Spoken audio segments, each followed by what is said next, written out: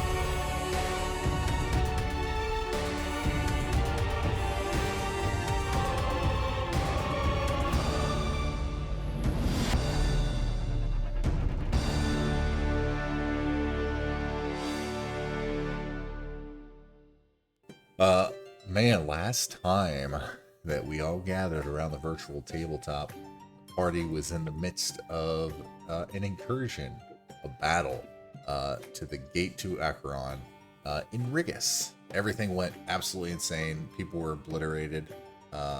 Characters died and came back. If you notice, we have Flint and Zelmare, first time showing up in the campaign. Their previous characters met some interesting ends, but coming back in, they defeated the attack from Acheron, and they were gifted by Major Kalar. Back up. They defeated the attack and rooted out the spy, Acheron, which is actually one of the sergeants who was disguised, or originally is the Gray Slad, who is disguised as one of the sergeants who is passing information to Acheron, to fight. So it was some wild shenanigans. Then they got some treasures and they leveled up to level 7. And y'all went to the tavern, the Broken Slate Inn, to enjoy the festivities for the evening and celebrate the successful win in the Battle of Acheron. So, y'all got a long rest and leveled up to level 7. You discussed where to go, and you had some ideas. And, yeah, that's where we're going to jump back in. You all wake up to not many noises inside the inn. Everyone seems to have enjoyed themselves the night before. And it's kind of quiet. Everyone might be nursing a hangover or two. And that's where we'll get started here. Y'all wake up brand new, fresh and bushy-tailed eyed. Some of you had a tough night playing some drinking games, but Y'all are good now. So, what are we gonna do? We're still on the home Yeah, page here. here, I'll give you guys the page.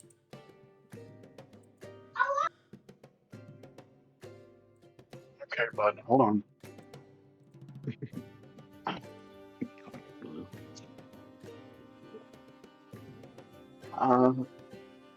Here we go.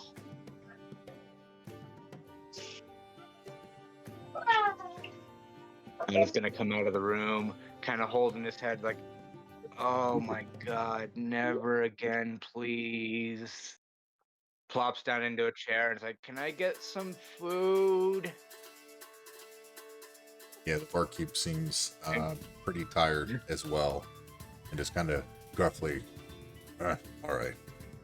And a little while goes by, and he brings you out a plate of some eggs and some little bit of burnt bacon and an ale to top off from last night. Kind of barely able to hold his head up too high. I pull out like 3 gold pieces and hand it to him as a little thank you. He gives you a nod. His Go eyes ahead go a and little wide. Start slowly eating, as if he's struggling to get the food down. Yeah.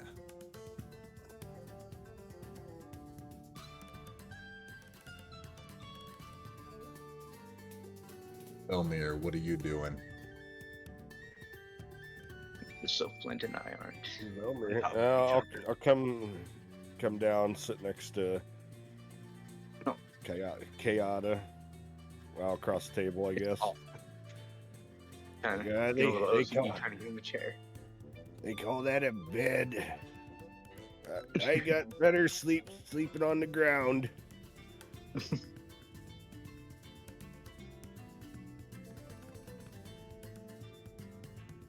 Slowly shoveling food into his mouth. He's like, can you keep it down a bit? My head is pounding.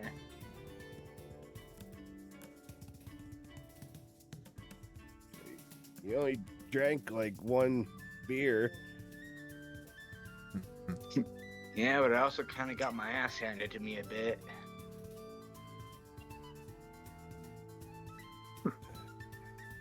You all did. A little bit. Yeah.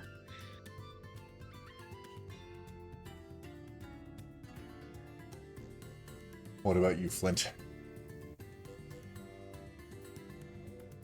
I believe you're still muted, my guy.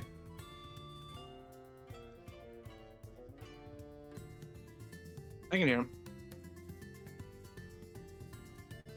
I don't think I can. Ah, okay. I got you back. Sweet. Hello. Can you hear me now? Yes, absolutely.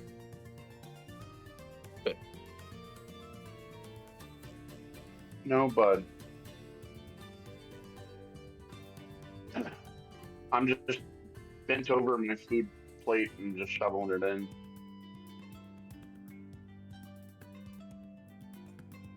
Nice.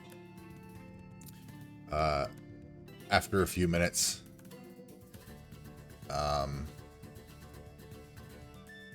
a courier seems to come in from outside, comes over to y'all's table, just kind of looks you up and down. He's been running a little bit, and he says, "Are you the ones with the moving castle outside?"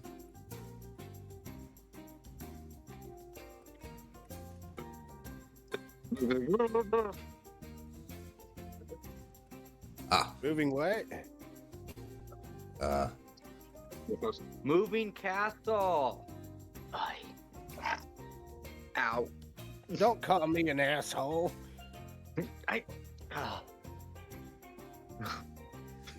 Yes.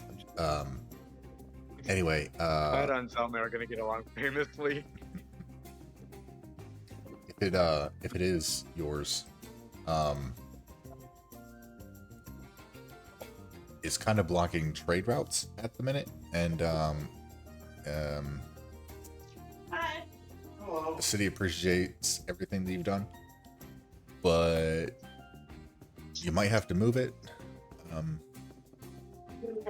and kind of Good. Just started move my it. D&D game. Well, that's cool.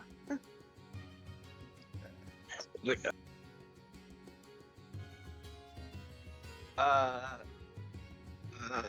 her, you know her, the keeper. Just plumps his head back down. Yes, the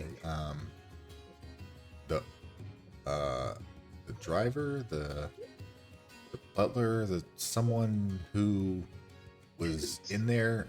We already spoke to them. They said they weren't gonna move. They had orders not to move until you guys came back. So yeah. Okay. Does anybody know how to get rid of this hangover? Or maybe it's just I may have a skull fracture. I don't know. You kind of stand up and start walking towards the door a little, very slowly.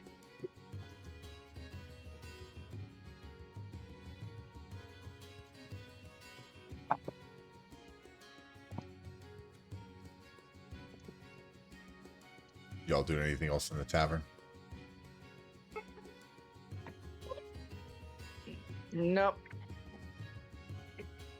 Okay. Cool. Oh, okay, that's a room. That's why I couldn't go through the walls. Walls are things. Yeah. I was like, why can't I move? Kata's that hungover, he can't even move. Yeah. As you guys exit the Broken Slate, you see a lot of soldiers bustling around, going back to training, and a lot heading towards the gate, probably assuming that they're either refortifying or sending a party into Akron to continue their further,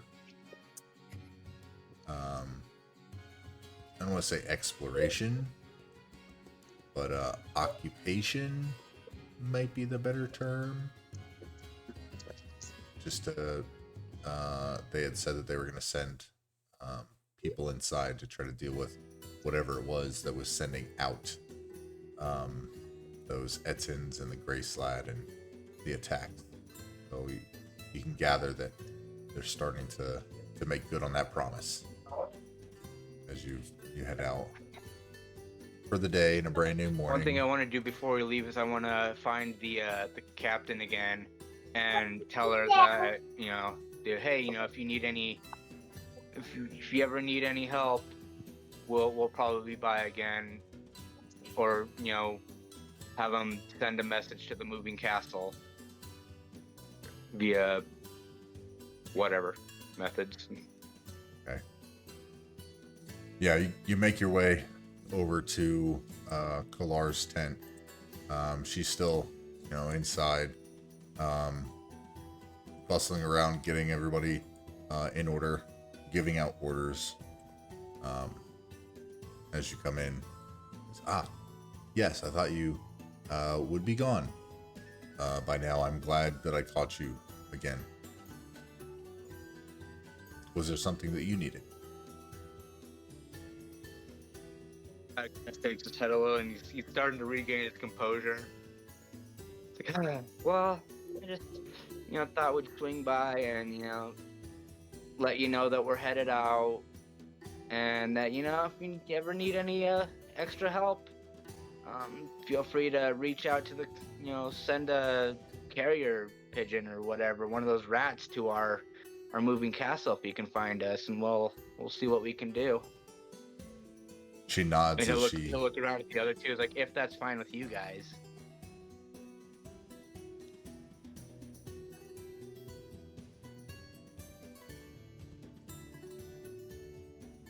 she looks between the three of you, kind of nods and says, thank you for your assistance. We will reach out if we need any further help. We are in your debt. And she'll put her hand, give a little smack on her mail, and give a slight bow. Say, if you'll excuse me, we are sending troops into Acheron to deal with whoever sent the Slad and the Ettins. Busy day. And she gives you all a smile. Her salute. He'll say, as we're walking out, he'll say, "You take care now and give him hell."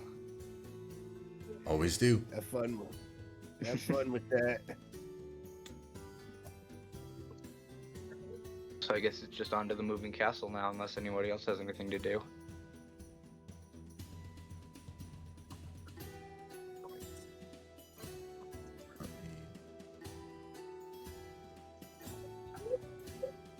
So y'all head out of Rigus, bidding it farewell, at least for now. Heading back to the moving castle. You walk about a mile past inbound caravans filled with weaponry and supplies. Soldiers that were sent out on the Outlands are now coming back, probably to assist. A little bustily outside. You arrive back at the moving castle.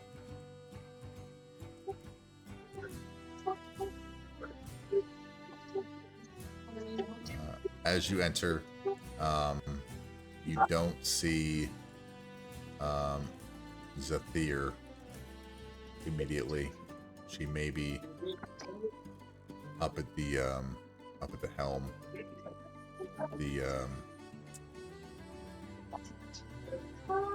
Just lost the name here. The sea.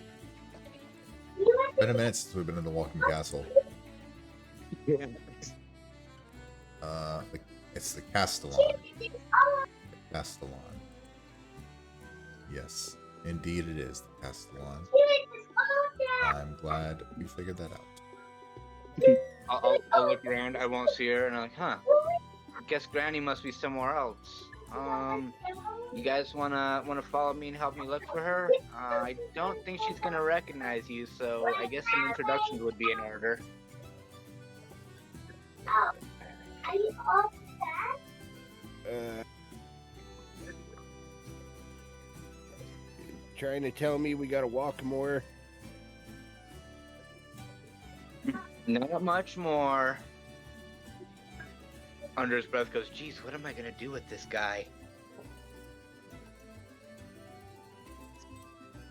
I plant down on one of the chairs here and pull out leftovers that I hid away Oh, nice. from Nice. that tavern. Yeah. Snacky.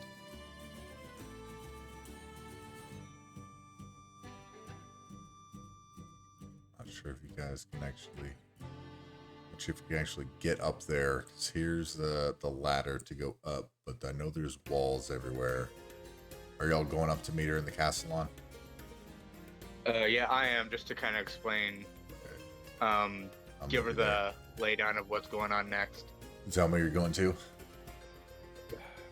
I'm gonna go sit in this chair right here and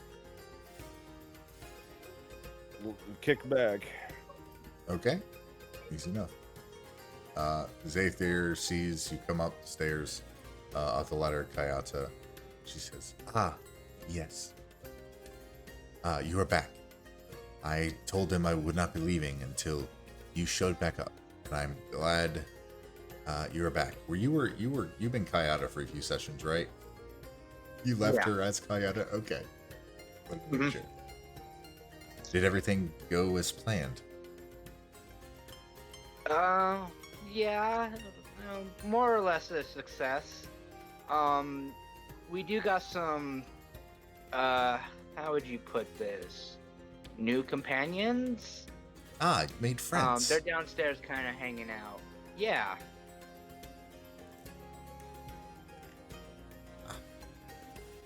And then I'll explain our next course of action, that we're going to the Spire to meet with the courier to do some shopping, so to speak.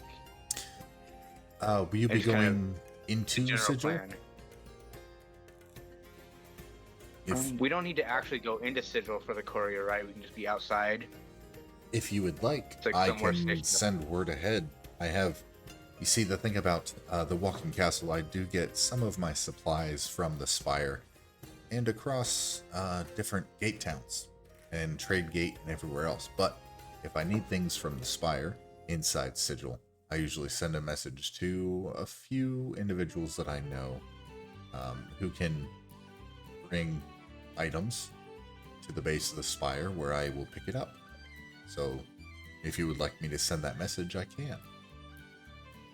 Yeah, if you could go ahead and do that. I think my my friends downstairs need some things too, so I can either have them come up here, or we can go meet them down there, and they can let you know what they need. Fine, I can head down and say hello.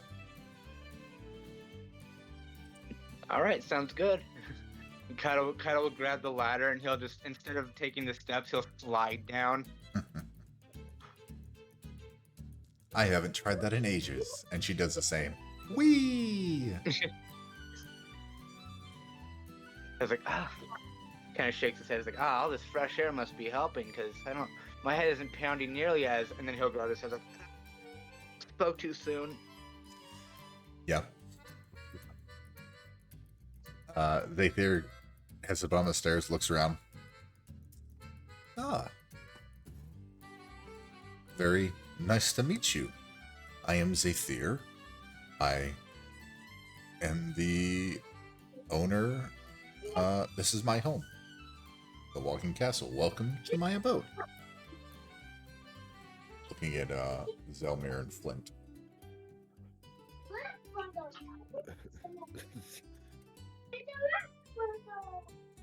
I'll stand and introduce myself. I'm Flint. It's very nice to meet you, Flint. Zelmir, who was already just asleep in the chair, he'll be like, what? Oh, well, who's this cutie? Oh, you're gonna make an old girl blush. I am Zephyr. Welcome to my home. You don't look a day over 100. That's very flattering. May I have your name, sir? I think I think they called me Zelmir. Ah, well, Zelmir, enjoy my chairs. They are the comfiest around. I sometimes myself partake in the day's snoozing. She kind of giggles. It's very comfy. Indeed it is. So your friend, Kayata, mentioned that you wish to receive supplies from Sigil.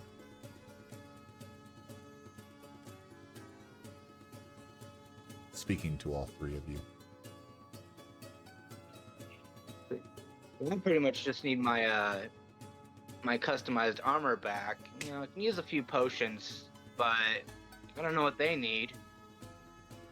He'll look at the two of them.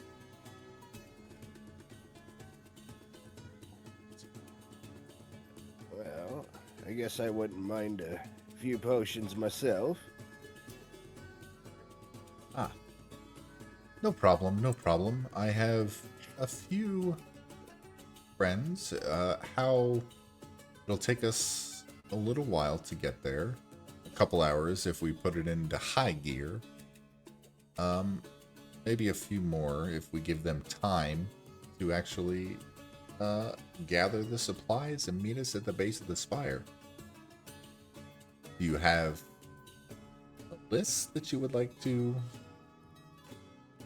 give me that I can pass along? If it's more than a handful, I'll contact a couple different couriers, get some city runners going, and have them pick up what you need at the certain places that sell the items you wish.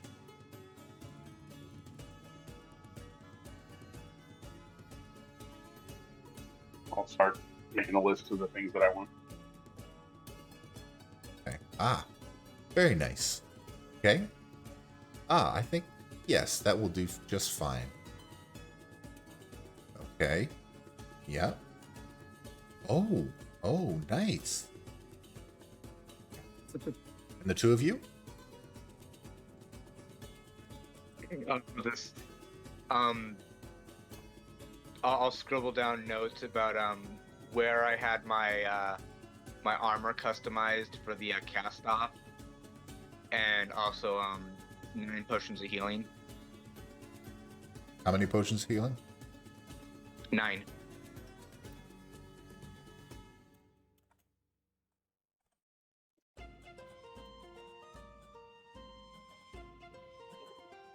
Okay. Kayata, anything else? Gotta pause and think for a moment. Like, nah, that should be it for now.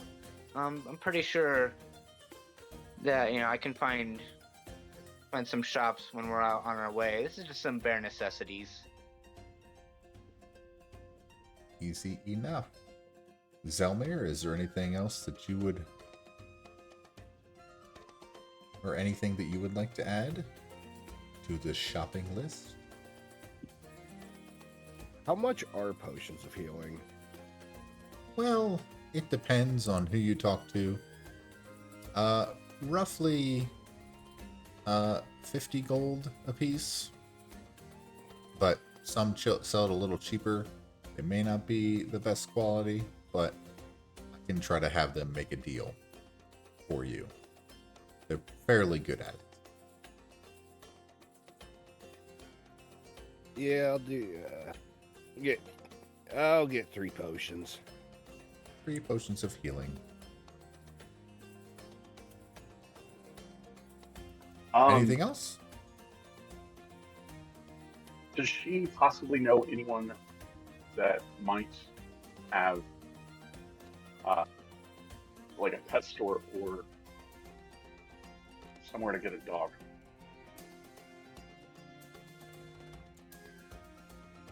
Now, are we talking an interplanar dog? Something of the blinking variety? Or are you thinking mundane as far as...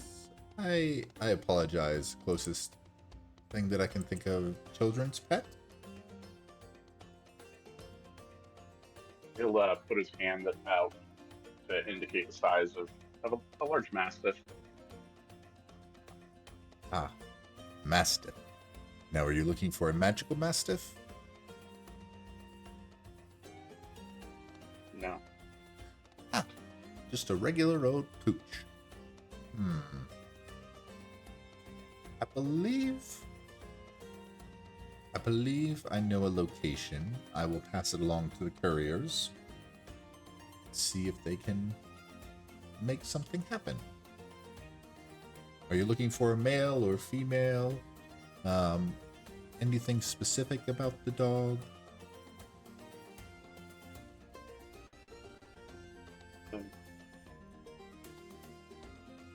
No. Got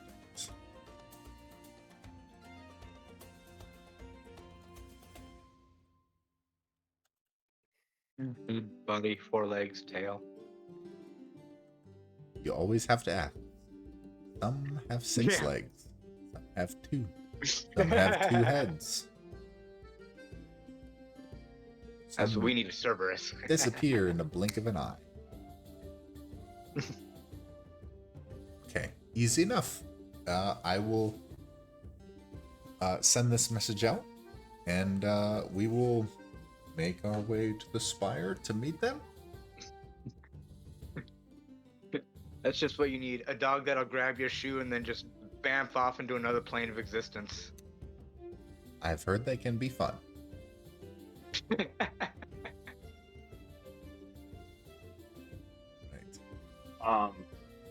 Yeah, was everything on my wish list? Was there anything that... It's the last bag on the character sheet in inventory is labeled wish list. Yeah, so She's gonna send everything, all the lists to the couriers, and whatever they bring down, if it's all there, then it'll be there. But if not, they'll let you know that they couldn't get something, or it would take a little bit longer to get. Yeah. I didn't realize I had a potion, so I'm just gonna make that 8 potions. 8 potions. Little retcon. Yeah, for 9 total. Just 8.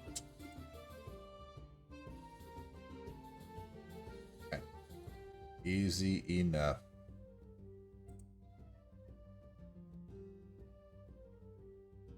I still need to get those unknown potions checked out. Did anybody have a bag of them, or does anybody want one?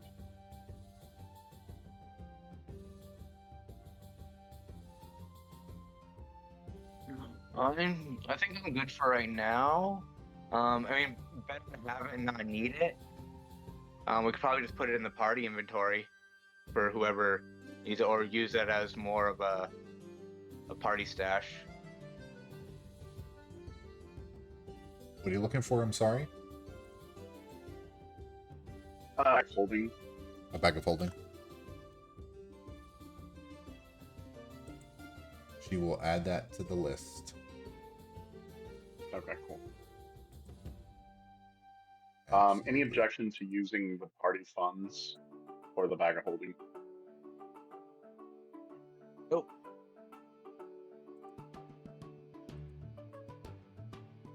I mean, my money isn't in the party funds, but I'm just considering it party funds because, you know, if anybody needs something but they're short on money, I mean, funds together, so you might as well help.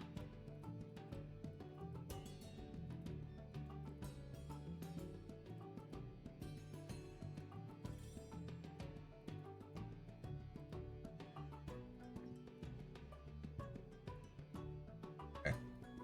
Put that down.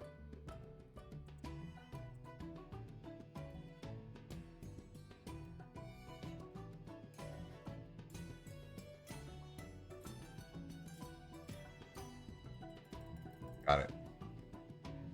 Okay, easy enough. Zathir gives you a nod, and then she disappears upstairs,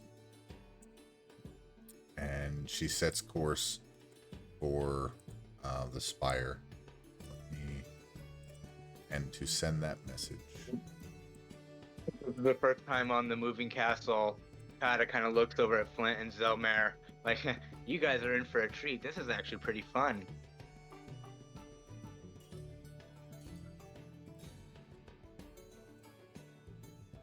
Yeah.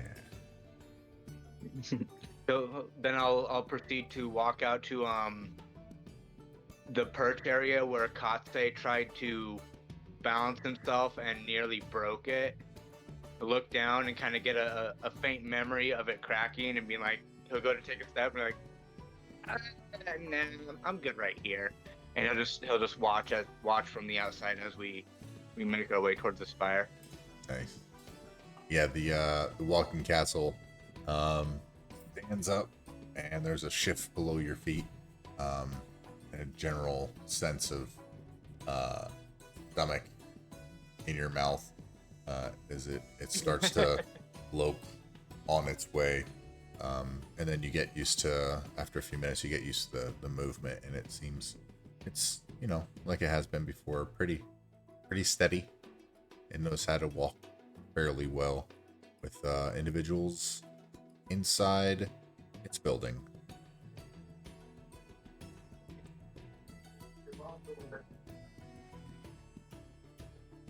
So the spire, or the base of the spire. Yeah.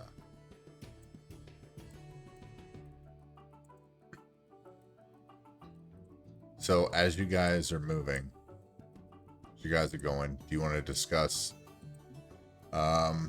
future plans? Anything?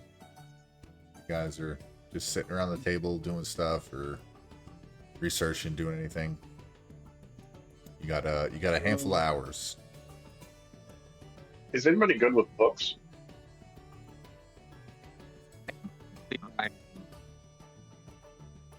Say again? I don't believe I am. You said books, right? Yeah.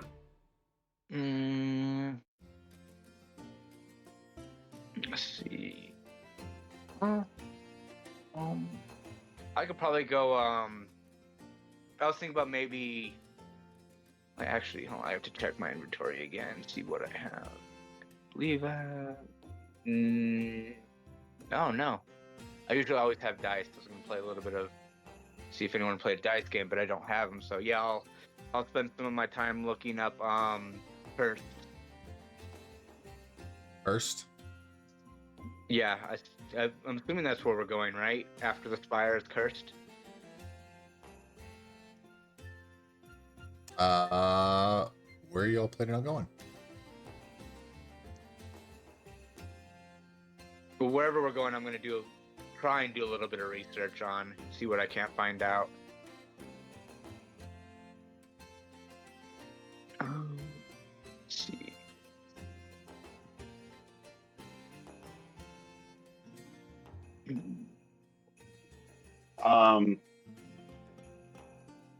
I don't remember where we were going to go, but I thought it was. Was it Sylvania or something like that? I forget.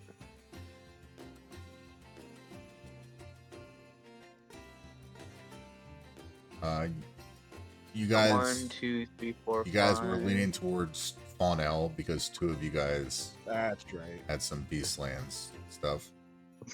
Okay. Yeah. Yeah, I'll do a little bit of I'll rifle through the books downstairs, see if I can't find any information about Faunel. Okay. Perfect. Never actually. This is only my second death. I'm going to try to ask Be right back. the keeper. Okay. If there's any books on our dragon friend.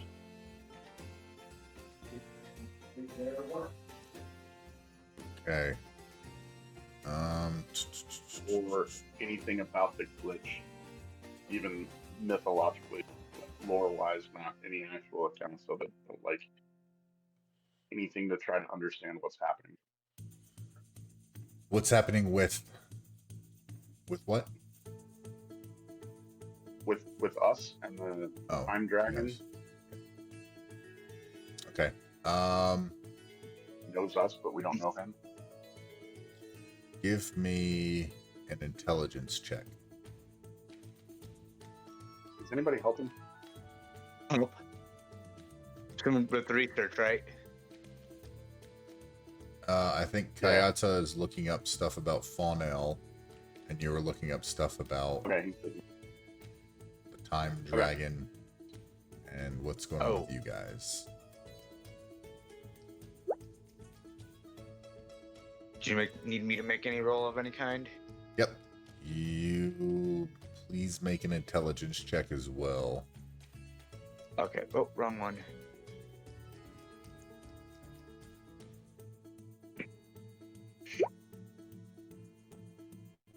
Okay. Interesting. Wow. Interesting. Okay. I'm liking these rolls. Yeah. You guys both seem to find a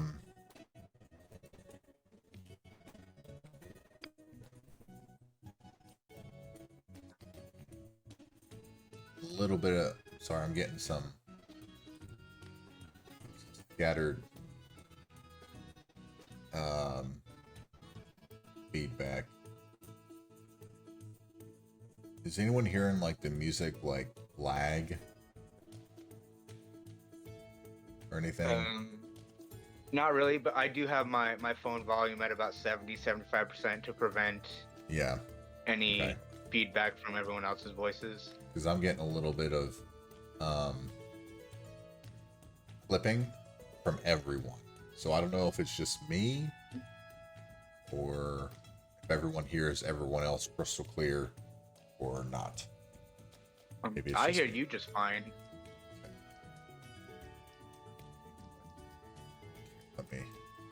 Okay, anyway, sorry. Making sure nothing's all nutso. Again, Okay. it's not a session without technical difficulties, right? Yeah, that's true. Okay, Kayata, let's start with you. Looking for information about Faunel. You do find a book that kind of outlines a few things about Faunel. It's not a very recent book, but it has a pretty little bit of information.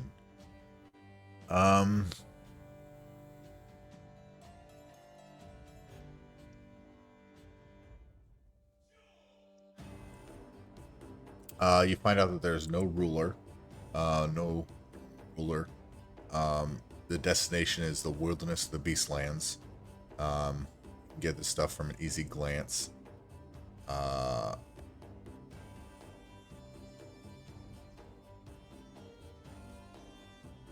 That the gate town was beginning to be absorbed by the Beastlands, and they may have to start anew.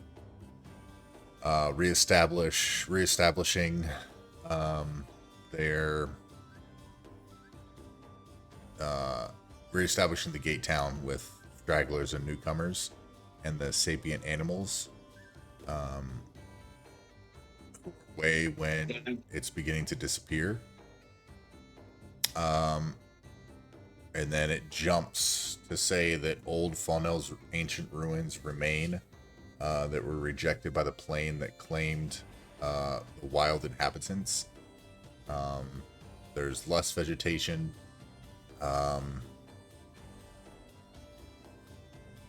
There's grasping vines throughout. The air is rich and humid. Let's see. The gate to the Beastlands is deep in a vine-choked ruins. In a tranquil pool at the foot of a stone statue. Let's see. Guardian of Nature. There's a stone colossus that kneels before the pool at the town's center. Not much is known about the Guardian's past, but clues suggest that Wrath is the name of the Guardian. And he was once a mortal being, a cloud and mist who wished to live among the beasts. Let's see. There's like a tropical paradise. Yeah, it's pretty much. There's no distinct roads, worn footpaths. Yeah, that's essentially what you get. Pretty much a lot of the knowledge. Is there anything specific that you're looking for? Mainly about our destination, but the gate that we need to bring the Mimir to. I think that's the Mimir, right? Yep. Okay, yeah. That's primarily what I'm looking for, just so I know where the hell we're going. I'll be kind of taking in some of the information about the culture, the citizens, or lack thereof, whatever. But ultimately, I'm looking for like the actual gate we need to go to. Okay. Yeah, it seems to be everything you're reading points to like a vine-choked ruins inside Faunel, the tranquil pool at the foot of a stone statue. It shouldn't be too hard to miss. Yeah. Yep. That's all I need. Yeah. Right. And then Flint, looking with your roll, you find a handful of books that mention a location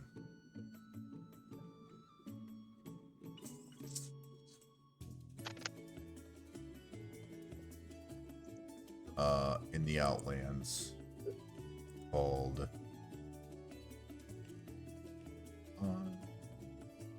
the Mausoleum of Conceals. Put that Okay. in the chat.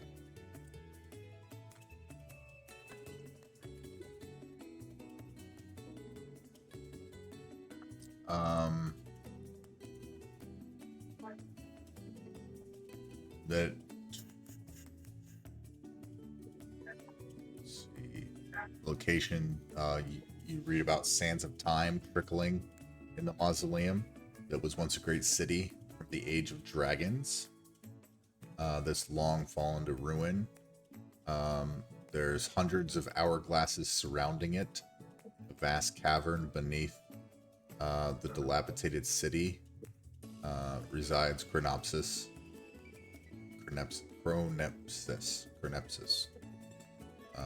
The dragon deity of time and fate. And it speaks of an ancient time dragon. Though he sometimes takes the form of a black dragon.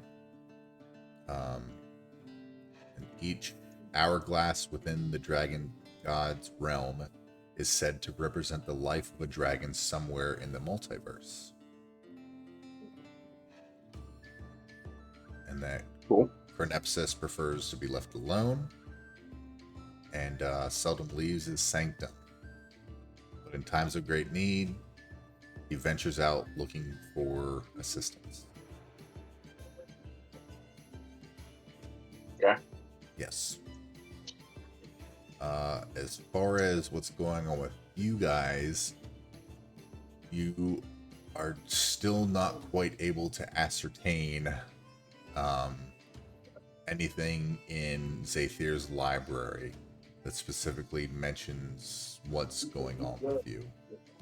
I mean, there's a lot of stuff about reincarnation, and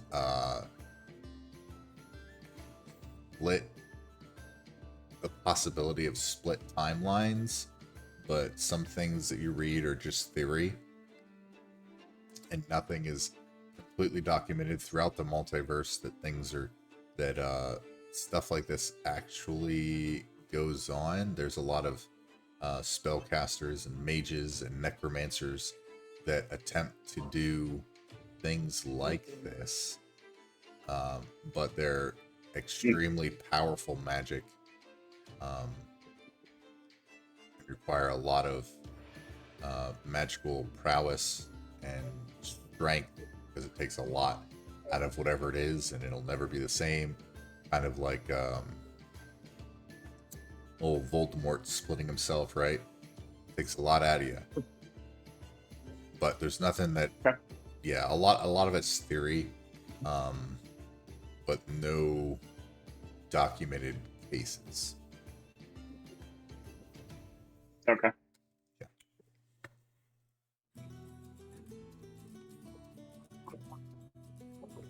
Good to me. Zelmir?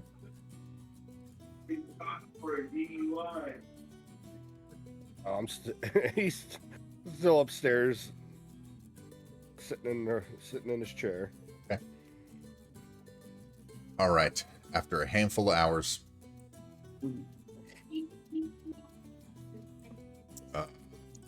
4 or 5 hours, you pass through the bog, still just kind of researching, chit-chatting, and before you actually get to the spire, is there anything else y'all would like to do in the walking castle prior to meeting with the couriers? And give them the rundown of everything I read about. We're gonna go there. And let them know what we're looking for, how everything is from what I read.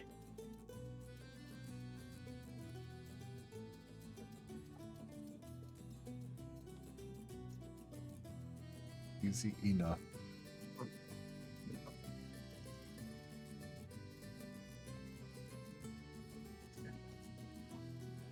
As you get closer, The towering spire stretches infinitely, seemingly infinitely, possibly infinitely above you. Not quite making out the city of Sigil. Through the clouds as the spire heads upward beyond you, as you're looking almost straight up as you get closer. The walking castle begins to halt at an entrance that it's like a 30-foot tall cutout in the side of the base of the spire.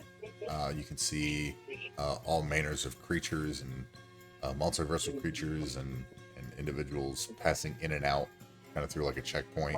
And as you make your way, Zaythir comes down and looks out the window near you guys, and she points out, right there. See those two individuals standing by the wagon and cart? Ooh, look at that, Flint. It looks like they may have picked up your dog. Very nice. She points out two individuals standing by a wagon. There's a dog kind of just like sitting, big tongue rolled out, panting. It says, I will wait here if you would like to disembark and meet with the couriers and exchange monies and gather your supplies.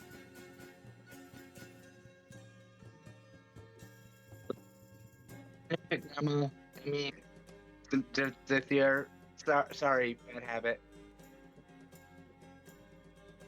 It is okay. Kind of give like a chuckle and a smile, and he'll kind of briskly make his way out to go pick up his stuff. Like, y'all coming? Hey, give me a minute.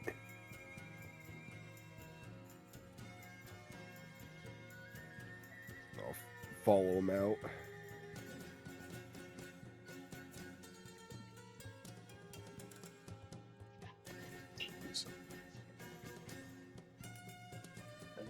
And this.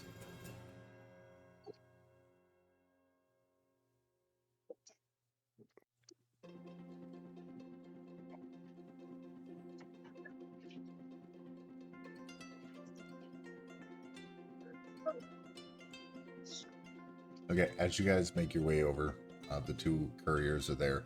They introduce themselves as Bob and Tom, and they start to load things from the wagon, or not unload things from the wagon, kind of point out things on the wagon before they unload them.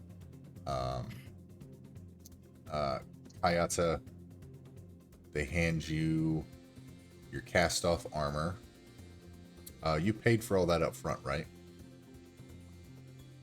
I did. Okay. Not the potions, obviously. Nope. The potions, they were able to secure you 8 potions of healing. And they said they were able to get them for you for 350 gold. Yep. As they're mentioning this, and they're pointing to everything on the wagon. Extra 20 gold for their service. They do, yeah, they do mention. It's going to cost a little bit for them having gathered all the supplies, but when you hand them the 20 gold, they say, "Oh, good, covered." So with a smile and his thumbs up. 70 math. Zelmir, they're able to secure 3 potions of healing for you at 125 gold total. Oh. So, okay, I gotta do currency conversion. Platinum. 37 platinum.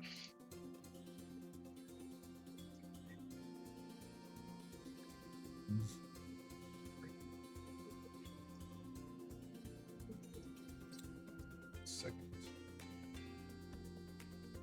Adding something up quick.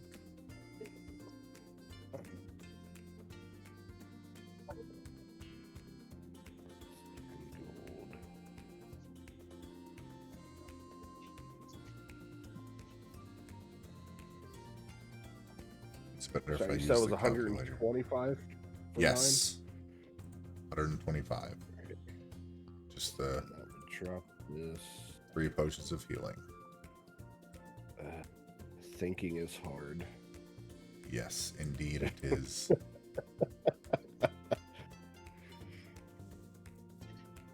Okay. Okay. Yep. There we go. The one time I change out my keyboard to a 10 keyless that doesn't have a number pad, where I'm using a calculator, where that would be perfect. Right. So. Keyboard without the keypad, the number pad. Yep.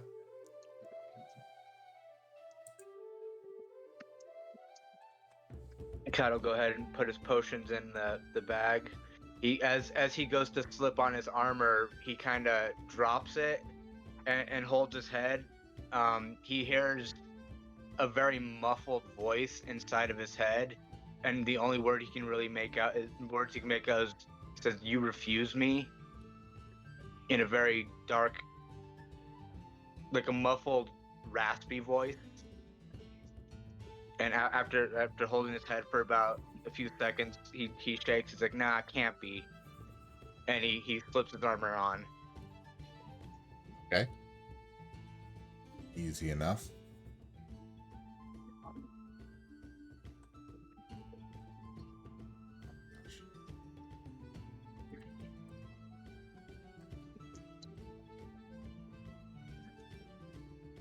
Oh. I'll have to do that. Okay. Ah, okay.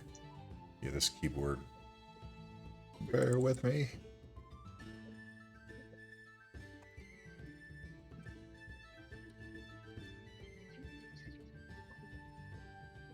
That's so weird. Alright, I'll just do click.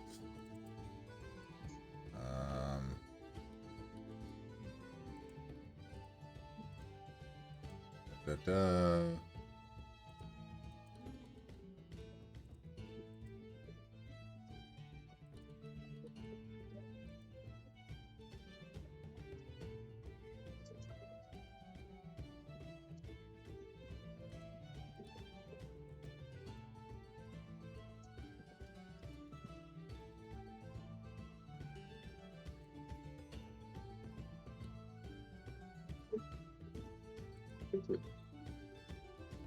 Okay.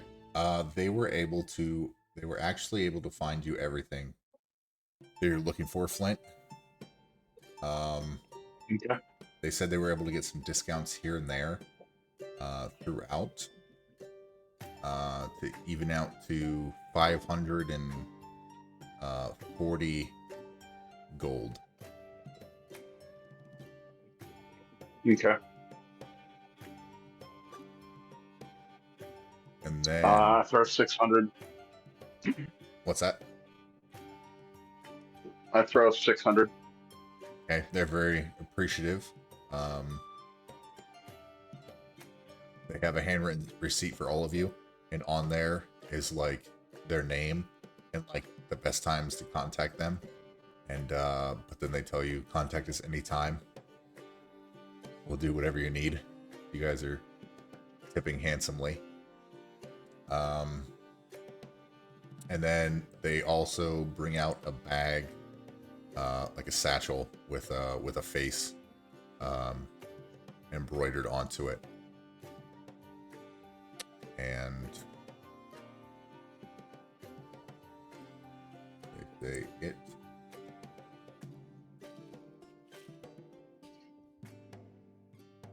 were able to get it on good discount. They were practically giving it away for 300 gold. Okay.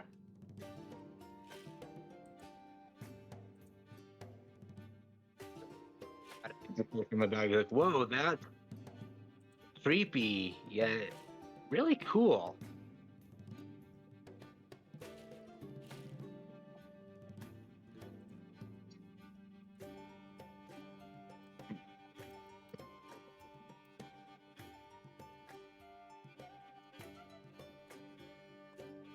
1 second, I'm just writing some down. Who wants to carry the bag?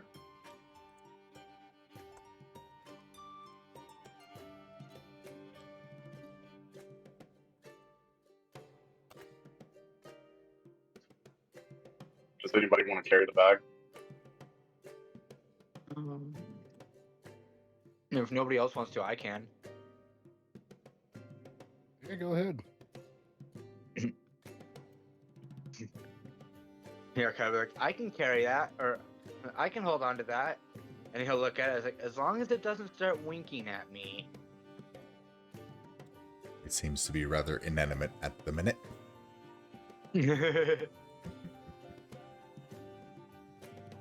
But they thank you generously and say if you need anything else to reach out to them. And they bid you farewell. And Flint, they send you over the Mastiff, and they whether to go, and they say we haven't named them yet. Or they did not have a name yet, and figured that would be best for you to decide. They give you the dog, but there's also like a little satchel that has like some kibble and some treats in it as well. Okay.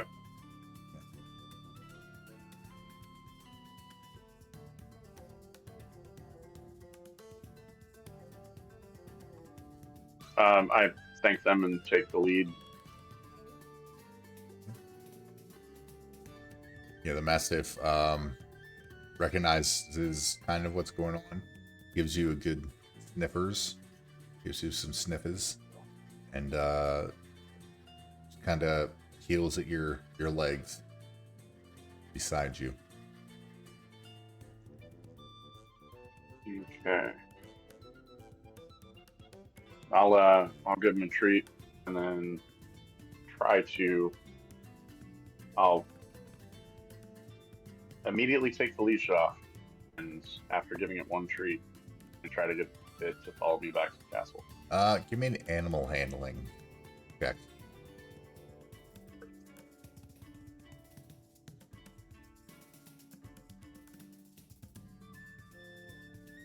You see him as soon as you take the lead off, his eyes kind of dart around a little bit, and he gets poised to just go sniff things and run around. But he keeps chewing the treat, and then he looks at you and gives the satchel a sniff, and then he just follows you. You're the man with the treats. The quickest way to a dog's heart is its stomach. Yep. I'll give him one more and stand still and watch over him while he eats, and then once he's done with that, I'll pick up the chest that everything is in, with 2 locks on it, and we'll...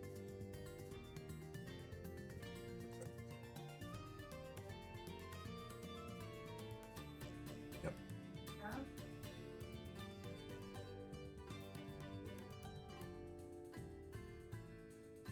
I don't think I was missing anything.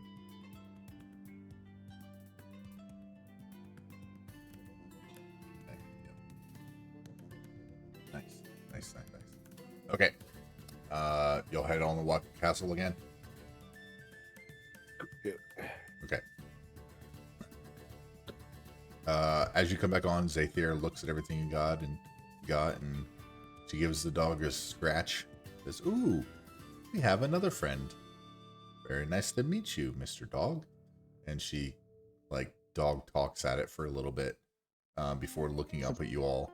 And so, where to now? Well, I believe the general conclusion was we're gonna head up to Faunel. Ah, I've been there a few some times. Some more Mimir work to do. Indeed. Hopefully that'll help you find your missing friend. Yeah, what's his name? Rome. That's it, Rome. Indeed it was. Well, I shall converse with the Castellan and set a course for Faunel. Like, I think I may have taken a few too many blows to the head. You may want to sit down for this part. As she disappears, and a few minutes later, the walking castle gets up and it starts moving again. When she gets up to the castle as I would have continued to walk through the rooms and then up after dropping the chest off with 100 gold sitting on it. Cool. Nice. The networking connection.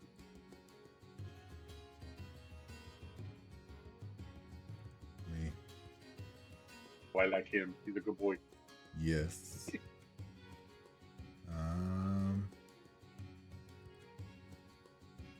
You should be able to move him now. Okay. He's a cute boy.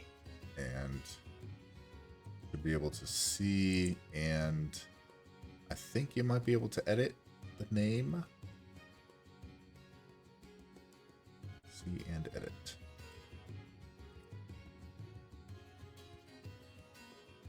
All right. As the Castellan moves in the direction of Faunel, is there anything y'all would like to do in the interim? Shift chairs over here. I'm gonna look at the pooch, and I'm gonna kind of get down to his level in a bit and hold out my hand, with the back of my hand facing up, and let him like sniff my hand. Say, "Come here, boy. Come here." Give me an animal handling check. See if you can be friendly with this pup.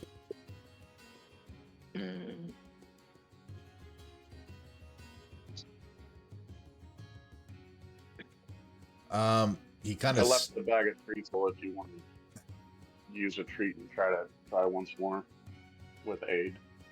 Yeah, go ahead and roll again with the treat. Realize that maybe you should have a treat in your hand for this. The treat Ooh, nat works. 20. The treat works. Every time. The treat works. He slobbers all over your hand and pushes you back into the chair. Puts his feet up like on your shoulder and starts to like sniff at your face. And when he jumps back down, you're all slobber. Like, oh, you're good. You're a friendly one, aren't you? And I'll as he's like hopping all over me and licking me, I'll be petting him. Nice. Can you shake, boy? Made an animal handling check. See if he can. Let's see here. Roll. 18. He does shake. He stands on his back paws, stands up, grabs your hand and says, "Nice to meet you." No, he doesn't. He doesn't talk. But that'd be pretty cool. He shakes. He does shake immediately as soon as you put your paw out and say shake, he does. That's a good boy. Yeah. Now roll over. I know, but there's more. He'll cock his head to the side. And then he'll start to cock it the other way, but it'll just fall and just lop over and like lay on his side, but he'll lift his feet up and do like a lazy roll. Yeah, it's good enough. But when he ends the roll, he just lays there, kind of like tongue out, kind of breathing, dog breath, hanging out and just laying there, tail wagging, just chilling, happy with his new place right now.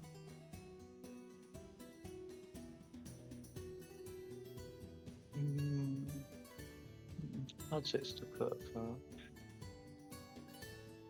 We can't really think of anything else to do on our journey while we're heading there. Easy enough. Outside of give the dog attention. Yeah.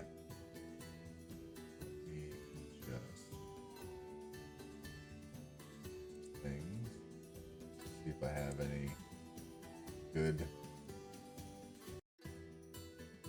Whoa, that was crazy. I switched from tavern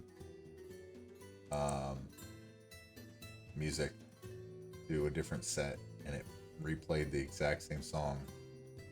So like it linked the playlists, but like not on purpose, just like coincidence. It played the same song. Yeah. It's like, no, we're not done with this one yet. Why is that? Calm exploration. Okay, sure. Why not? You guys head further towards Faunel, getting closer. It's probably about just after midday into the afternoon, a little bit. Let me shift you guys. Getting closer to Faunel, you start to lose some of the wild foliage, bringing to a sort of barren landscape, desert scenic. Oh, did you dupe it? I don't know if you did. It's on. We're on a different. I don't Okay. think it'll be an issue. I got you. Easy enough. I saw the dog moving, but I didn't see it duped. As you all are looking out the window, you're passing through tiny little desert villages. They're just getting by. You see some people carrying water from wells. Others are just covered up, walking and doing chores, and doesn't look to be many shops. But who has? I wish it would show me perception. Let's see who has. Oops. My Nice. passive perception is 19. Okay, yeah. Yeah. Kayata, you'd probably notice. Kind of wandering around, looking around outside. You notice a gentleman kind of going from person to person, stopping. You really can't hear what he's saying. And you see some people shake their heads, and he moves on to someone else, and he like is holding up something in his hand, and then they kind of shake their head, and he sees you guys, the walking castle, kind of moving, not through the town, but just town adjacent. And you see him raise his hands and start to like wave in the direction of the walking castle, and he starts to run over in your direction. Huh. I wonder what he wants. I think we should probably park it here. God, I'm gonna yell out the window. We don't want to buy nothing. Get off my lawn. Yeah, you look out even further. I'm down. And I'll make my way down the ladders and out of the moving castle. Okay, the Zathir stops the moving castle for you, realizing that you're just about to get off when it's still moving. He stops it, and as you exit, you notice like dry soil stretching as far as you can see, framed by large flat-top rock formations that jut over the horizon.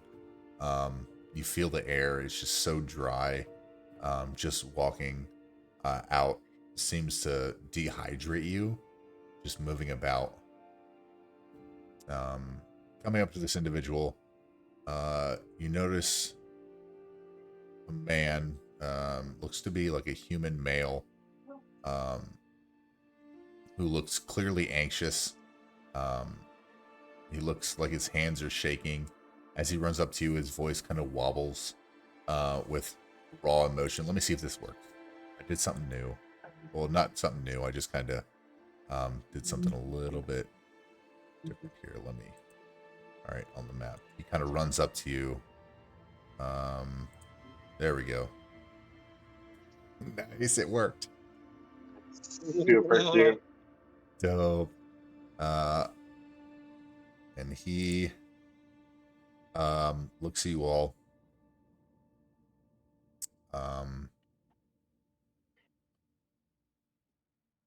And he says, sorry to bother you. My daughter, have you seen her? She's gone missing. And he holds up a poster of a young girl. Her name is Sophia. I can't find her anywhere. She went to go get water from the well, but I haven't seen her all day. No one's seen her. We're like, no, we just got into town, but we can probably help you look for her again if you guys don't mind. He'll look back and forth between Zelmer and Flint. Well, you couldn't have been looking too hard if you had time to make a missing poster. But this is quick. I did it while I was looking through the house. She's 11. She's a smart girl. She's just very curious. She can be too curious sometimes. Let me retcon. She disappeared 2 Where and nights when ago. was 2 nights ago, she disappeared. My name is Zavi. Delphina. Dobby? Zavi. I'm Zavi. Kayaka. Very nice to meet you all. Let me give you the handout from him. Show So the you said your players. daughter went to the well, right? You mind pointing us in that direction? And he starts to speak about what happened. He says, yeah, over in that direction. And he points off out of town. And he says that I'm a stonemason in town.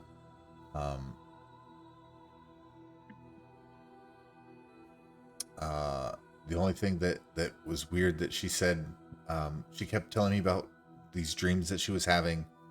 She would see a serpent in her dreams. I thought it was just child's imagination.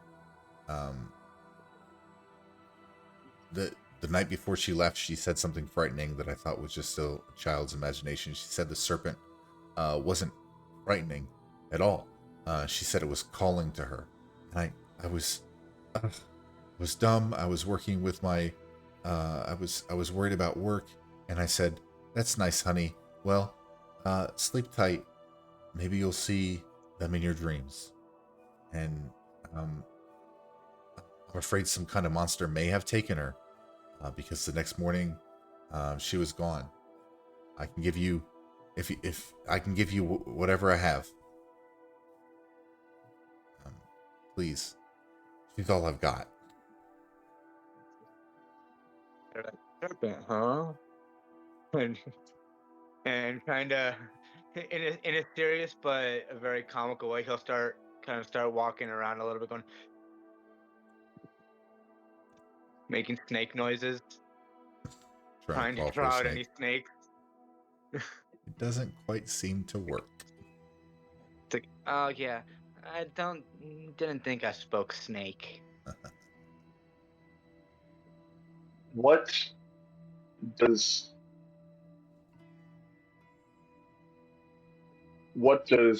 she like? What is she like? She is very artsy. She usually sketches rabbits. I have actually, and he pulls out like a little notebook that he has, and on the front it looks like there's like child scribblings of like hearts and rainbows and unicorns and a few things. And he shows you the notepad and says, "This is my daughter's," and he like kind of hands it over to you. Do you have anything that belongs to her?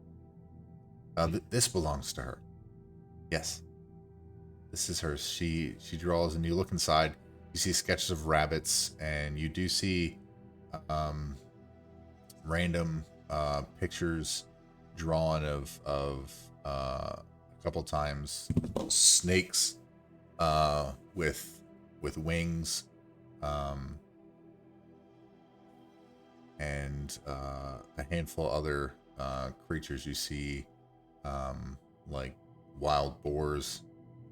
You see drawings of like rock formations, and there's one about like a unicorn, and it kind of tells a story about a little girl meeting a unicorn. And then like on the next page it's like the little girl's feeding a unicorn, and like the next page it's like a little girl riding a unicorn into like rainbows and stuff. Yeah. We will be, as we're rifling through it, he'll be paying attention to all the drawings of the snake. Okay. Or any serpentine drawings. And any landmarks, because maybe she sketched where she saw the serpent in her dream. And he'll be keeping an eye out on the landscape for anything that may match the drawings. I'll pull out a water skin and give it to the man. Thank you. I haven't had time. And he takes it and he chucks it down and hands it back, wipes his mouth. Thank you. Since y'all looking through the book, y'all want to give me a whatever's better, a survival or an investigation check.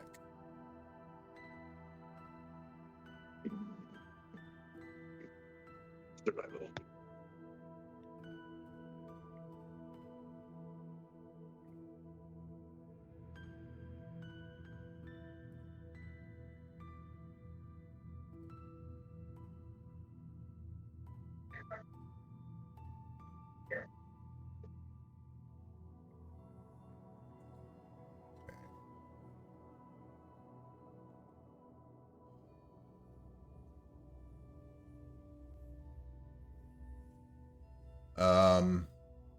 Zelmir and Kayata, looking through the pages, you notice some of the rock formations are colored in different colors, but you see the majority of like singular rock formation colored in red, as opposed to just like the tans and the browns that are throughout the rest of like the landscape drawings that she's making.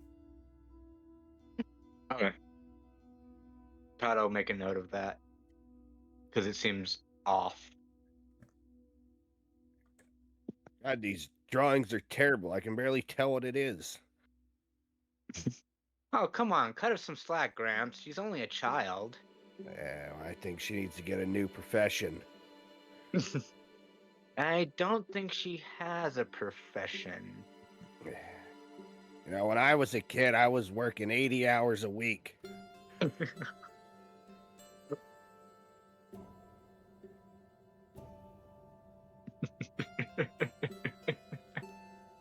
You see Zavi kind of like raise an eyebrow, look off, and try to math things, and then just like shake his head.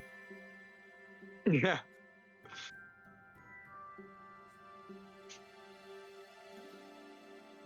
Pat will kind of lean into Zavi and just loud enough for Zavi to hear. It's like, I think this one might be losing his mind, so don't pay too much attention to him. Right. Should I look for someone else to try to find her? And he kind of looks over at Zelmir a little bit, looks back at you.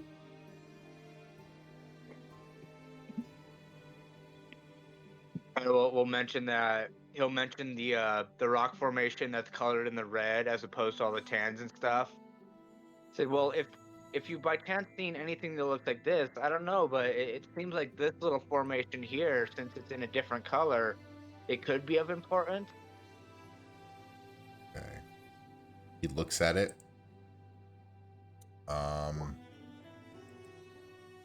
And he says, huh. That's odd. And he like lifts his head up again and kind of like shields his eyes, looks off into the distance. And he kind of points away at a handful of rock formations to the north. And he says,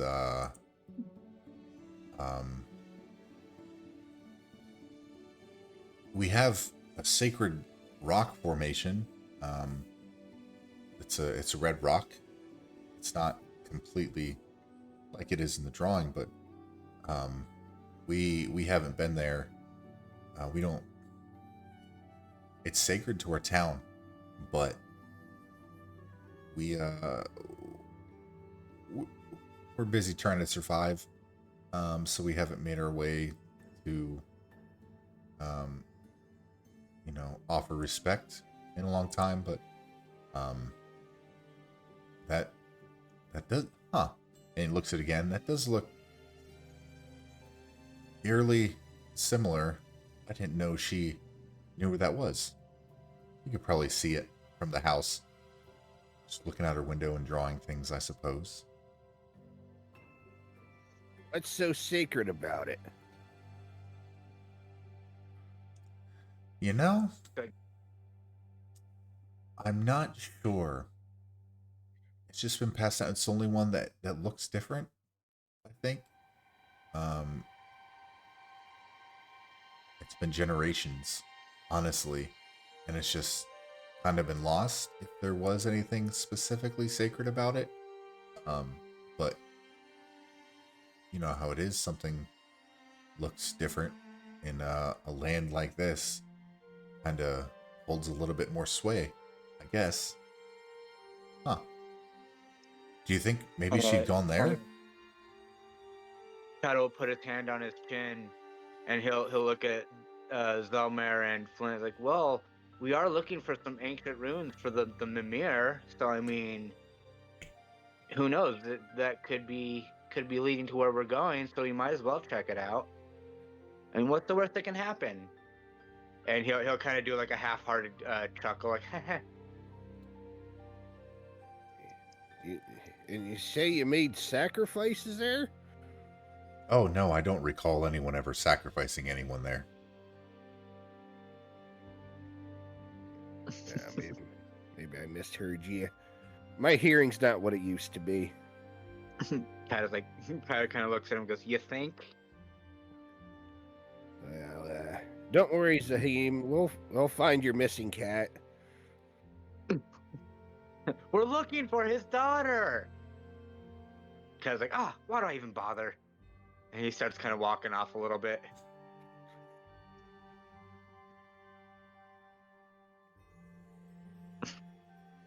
Jeez Louise.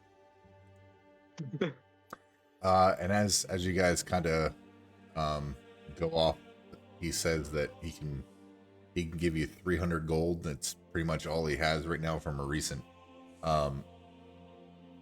masonry job that he did.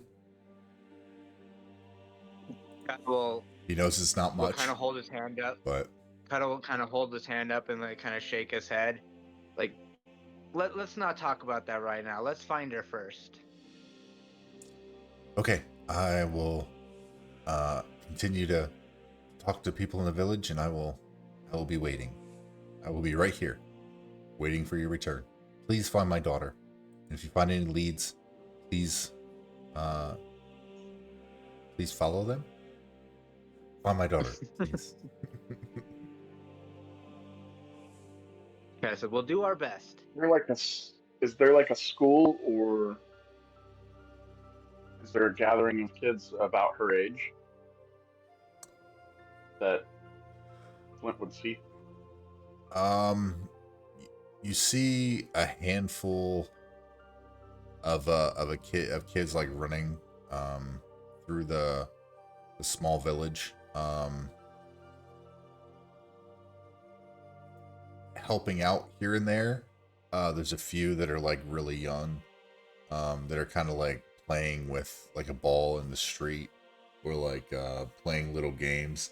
It doesn't look like there's like a formal school system here. It seems like a lot of them are working to survive and utilizing the family to do so. Um, maybe homeschooling. I'll pull the group together and say we've kind of got two options. One, we could talk to the other children that are her age and see if anyone else is having these dreams or if she spoke to anybody about her dream. Or we could try to track down someone with rank or experience, like a mayor or an elder, and inquire more about the location and then head off.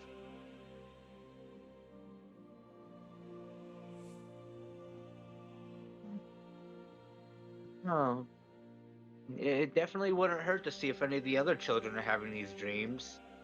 But also, the mayor would know or a mayor, if they even have one. They'll just kind of like very briefly look around at the surroundings. Would definitely know the lay of the land. Maybe we should talk to the mayor first. At least know where we might be going.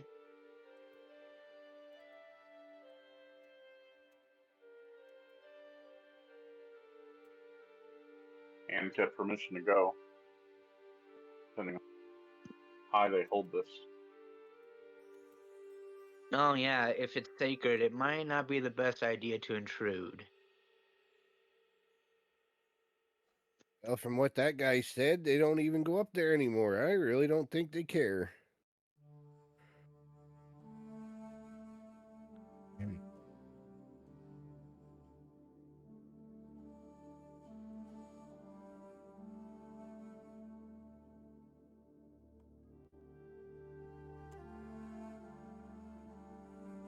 So, does anyone mind if we go try to track like a mayor down or something? That's what we do. Asking Zavi, to point you in the direction of a small, not hut, but small, like stucco building. It says that's where some of the elders usually gather. Um, it's a little late in the day now. There still might be one or two there. You can head there and ask them. They might have more information for you.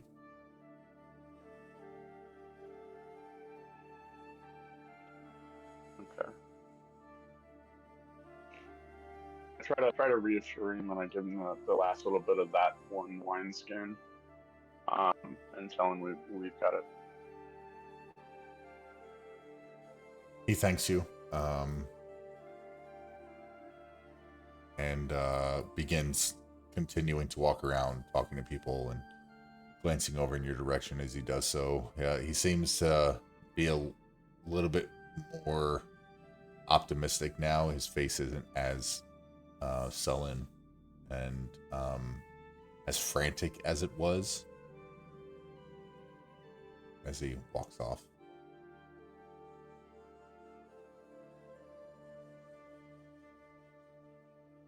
We're going to the building where the elders are. Yeah, I'm all for that. Yeah. He disappears. As you guys make your way, as you guys make your way to the stucco building where the elders are meant to be, you walk inside and there's a very strong scent inside. The air is clouded with smoke from pipes and tobacco and other things. There's plenty of smells going on. You see two elder, one male, one female humans sitting across from each other. One seems to be asleep, and the other one, male with a very graying beard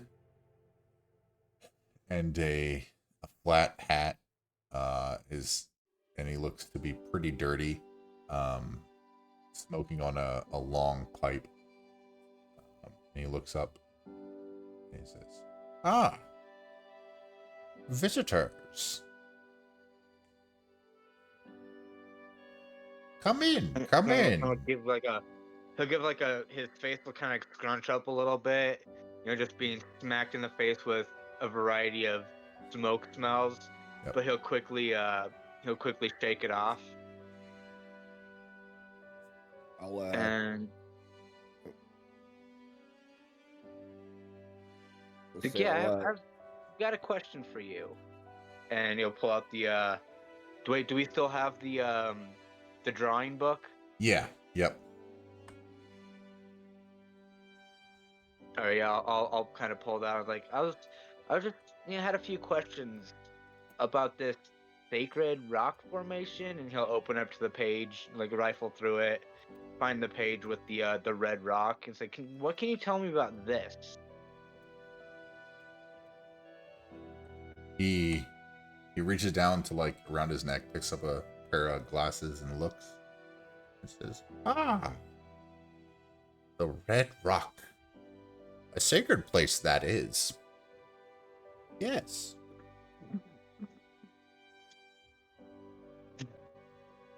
Didn't know any better. They were dealing with Yoda. Says, haven't heard many folks asking about that place in a long time." So we heard a little girl went missing. She was saying something about a serpent, and I don't know. We were going through these drawings, and it seemed odd to me. And then hearing all this stuff about it being sacred and all that, and I don't know. I figured it's worth checking out, but I figured we'd get a little bit more information about it before we just head off blind. And as he says that, kind of looks off to the side a little bit, upward, like, wait, where did that come from? Kata not rushing in blind? What's going on? Yeah. And he says, yes, we've heard about young Sophia going missing. And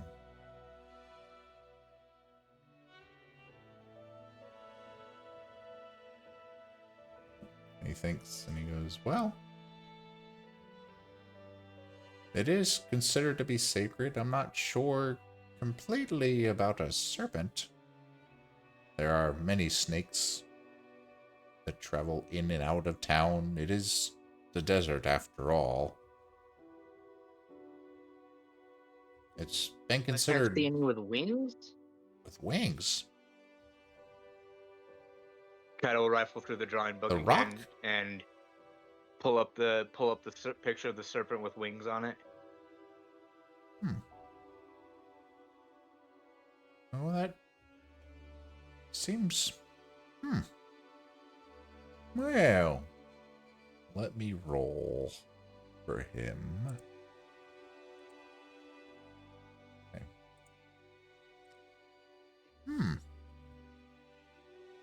It doesn't resemble anything that I'm familiar with. Though... The red rock. Can I mention that Zazie mentioned that it was a ritual site? Oh, yes. That held.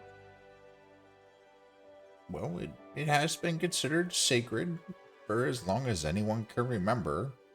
Longer than this town's been here, truth be told.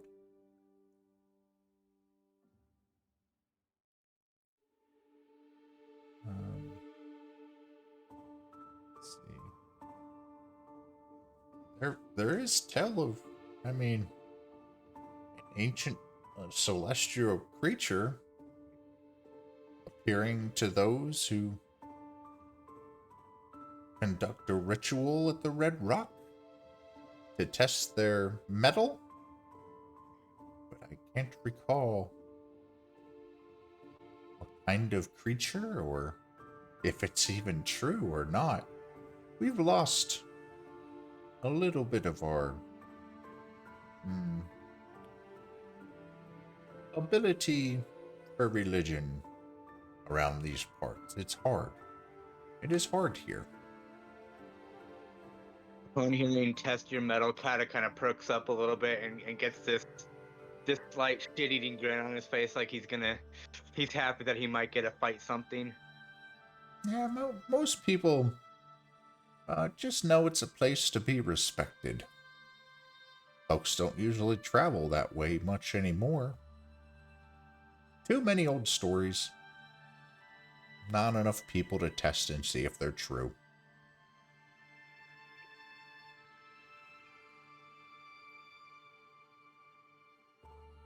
Yeah. I'll ask for permission to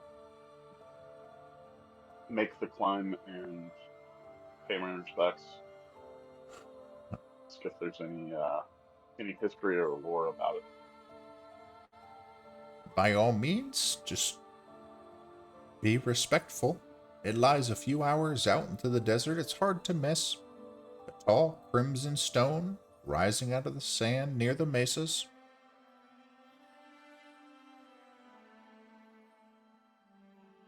And if you find anything interesting, come tell us. For we are the elders of this town, and we keep the knowledge sacred. Just give a brief nod in agreement.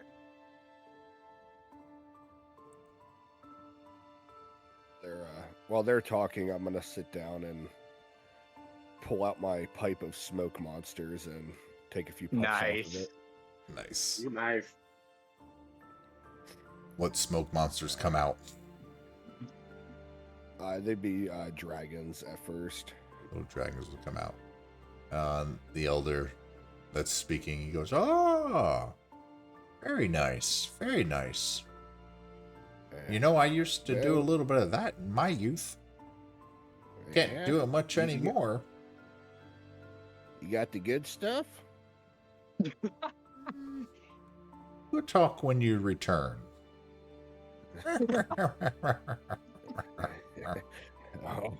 Oh, I like you. You know, there was something else in that book too. Oh? Another creature. I'm gonna take another puff of my pipe, and this time it's gonna show it's gonna turn into a unicorn. Ah, yes. The friendly unicorn. Haven't seen any of those around here.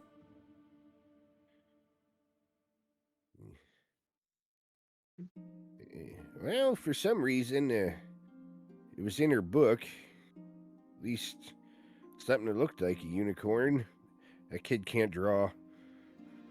Well, you know how little girls are. They dream and they wonder about things. And you know, unicorns are a girl's best friend.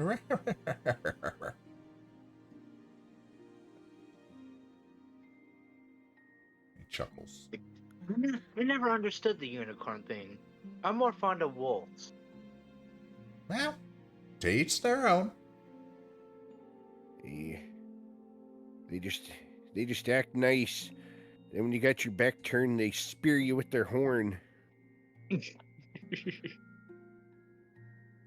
I don't think that was a unicorn. Kind of like being a little paranoid there, old man. Wait, what am I saying? Never turn your back on a unicorn. Got it. Never turn your back on a unicorn.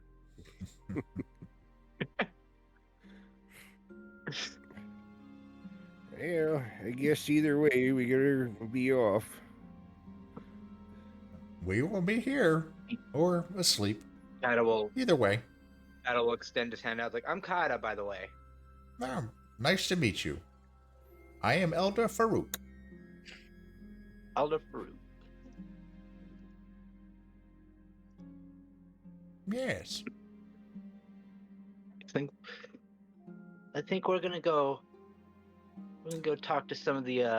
Can you point us in the direction of maybe a school or where some children would hang out, so we can see if maybe they've been having some of these dreams, like similar to what Sophia was talking about. And he kind of frowns and he said, the schools have been closed down for a handful of years. Families needed the children to assist in their work, and the town needed them. So, I'm sorry to say we don't have a school we can point you in the direction of. But if you were to go outside, you might see a handful of children running about.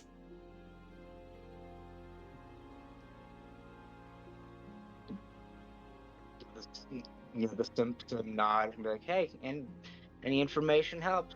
Well, we'll be off."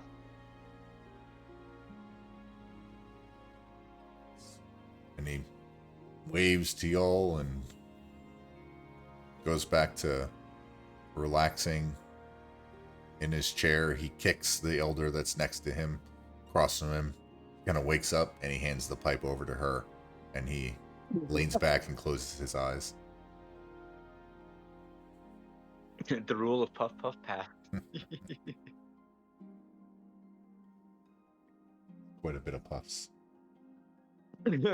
Doesn't count when they're sleeping, I guess. Puff puff puff puff puff pass. Mm-hmm.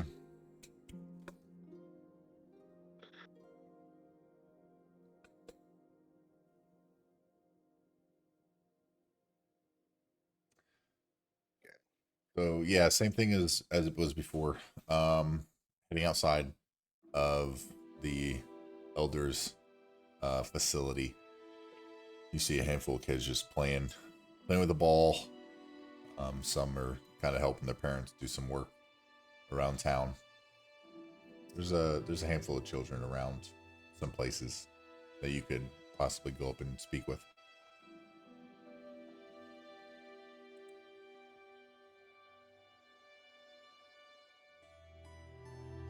Like Kyle will just let out this huge exasperated sigh due to the heat and be like, the heat in the dryness, like, huh, wasn't expecting to be so warm out here. Kind of like shake. Mm-hmm. Like, hell of a time to get my armor back. But Yeah. hey, and then he'll tap on it a few times, like, better safe than sorry, I guess.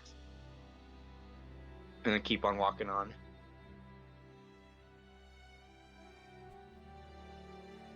Easy enough. So what are we all doing? It's, we can't find some children and maybe their parents or whoever's with them, around them, and just kind of show off the pictures that we showed the elder. Okay.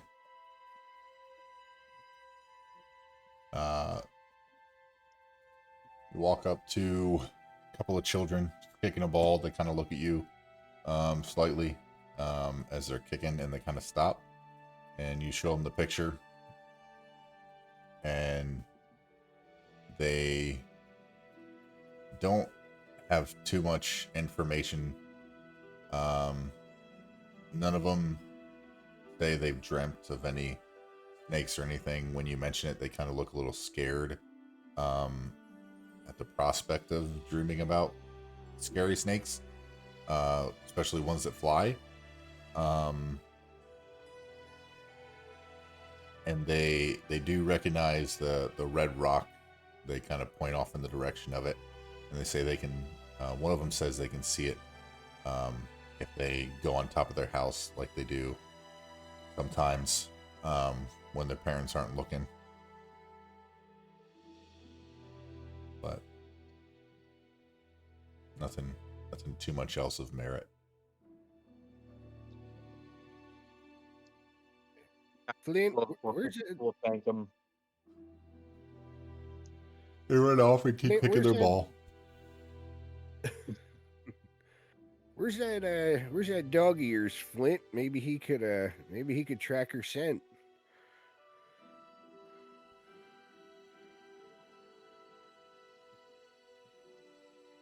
I could ask again if any belongings or anything Yeah, that we could use for that. the book.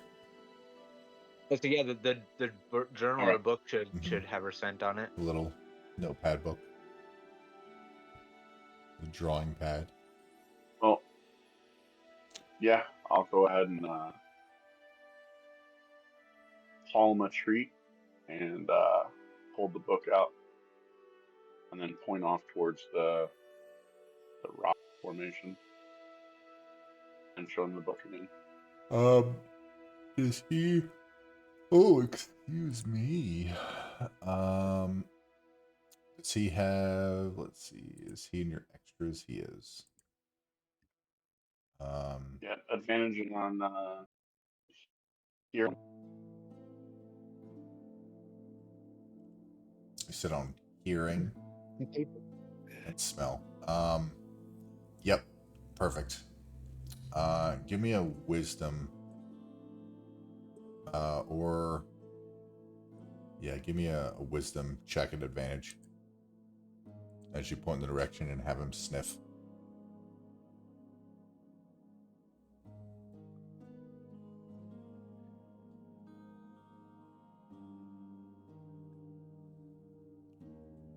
Okay. Nice. He takes the treat, and he sniffs the book, and you point, and he kind of sniffs it a little bit, and then he just starts to pull at the lead in the direction that you were pointing.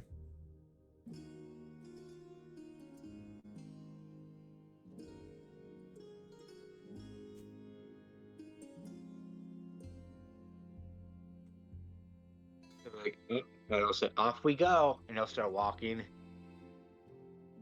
Okay. Ah, this damn heat.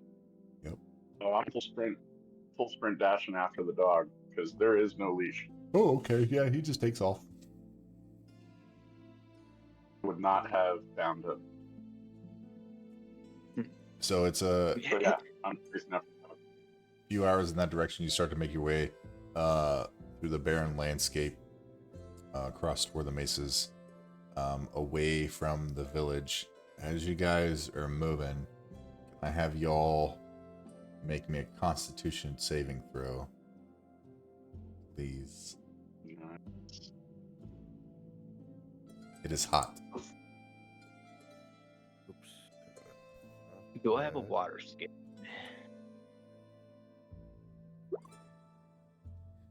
Oh, I do. okay. Jesus. It's that hot. Yeah, it tracks. Zelmir being an old man. I did teach my doll to squeak when squeezed. Okay, So nice. if Zelmir starts to fall behind, I am going to squeeze the doll, and try to get the dog to come back to us. Yeah, when you do that, the dog does come back. Kayata and Zelmir kind of lag behind a little bit. Let me get this here.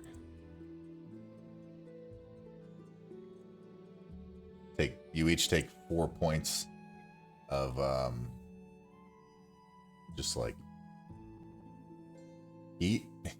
I don't want to say exhaustion because it's not exhaustion, but it's like overheating damage, dehydration damage, Existing damage. Seeing that Zelmar is kind of lagging behind with me, I'll pull up my water skin and I'll drink about a quarter of it and I'll hand it over to him. It's like, come on, old man, you gotta stay hydrated. Yep. I'm fine. And kind of wave it like in front of him, like, come on, I don't want to have to carry you now. I will, but I don't want to.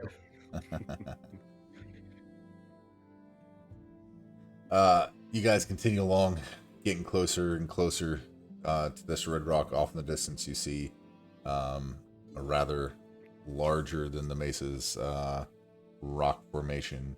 The rock is in different hues of red as it has its age lines, right? As it continues up, And as you get closer, you notice something that no one has really mentioned, whether it be they didn't want to mention it or they didn't know or they forgot because no one's been out there long enough. Move y'all over.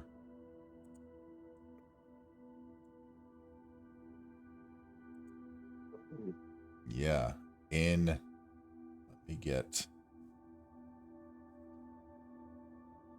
description here for you.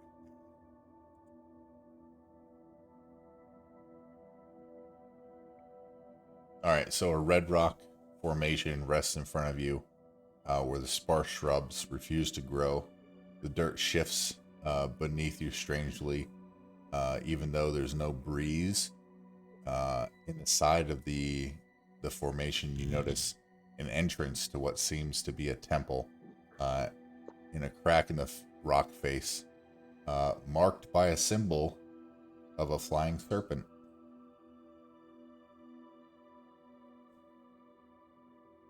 I don't look at it. Well, you won't notice the symbol at first, but he'll see the opening and be like, "Ah, finally, shade!" And he'll kind of start like not dashing, but very hastily making his way towards the shade. Okay. And then he'll notice like, "Oh, hey, would you look at that?" Yep. What is it? He'll point to the flying serpent. It's like, I think we may have found what we're looking for. Hopefully. As you say, hopefully, you notice that the edge of the rocks start to shift and move, and portions of the rocks begin to break apart and step away from the rock face of this large humanoid rock individuals. Are they? Wait a minute. Let me hang on a second. Give me a second. I'm just making sure I have their size correct. Oh, that's not supposed to happen. Hang on. Seeing the rock creatures fall and do what they do, Kaido will pull out a sword and be like, I thought that was a little too easy. Okay. Yep. Got it. Let me apologize to you all now. They are large. They are very big. And they block your entrance. They don't say a word. They just their hands come away from the sides of the rock, but they bash their hands back into the rock and pull them away, and it seems like they've gathered more rock around their hands to look like giant like hammer fists. And let us go ahead and roll for initiative on this one. Dun, dun, dun, dun, dun, dun. Yeah. Oh, hang on a second. Let me remove all these old ones and then redo here. Shift.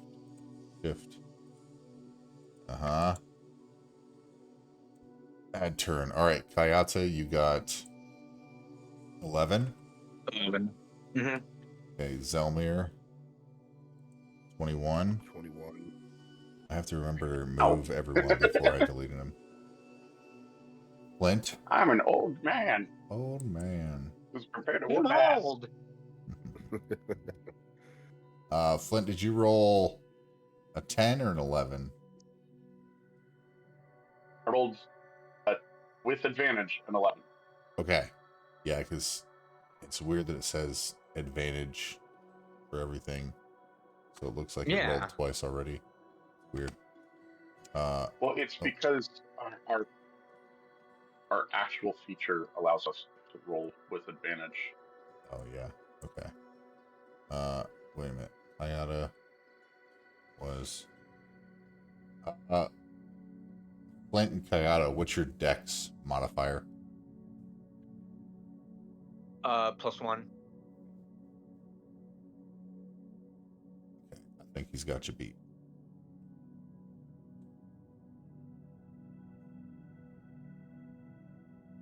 Fine by me. Let me see if that's I don't know anybody's out there.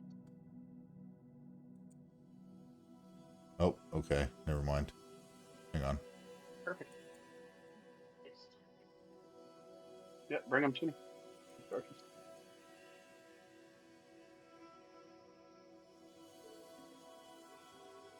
Okay. Let me roll for these guys.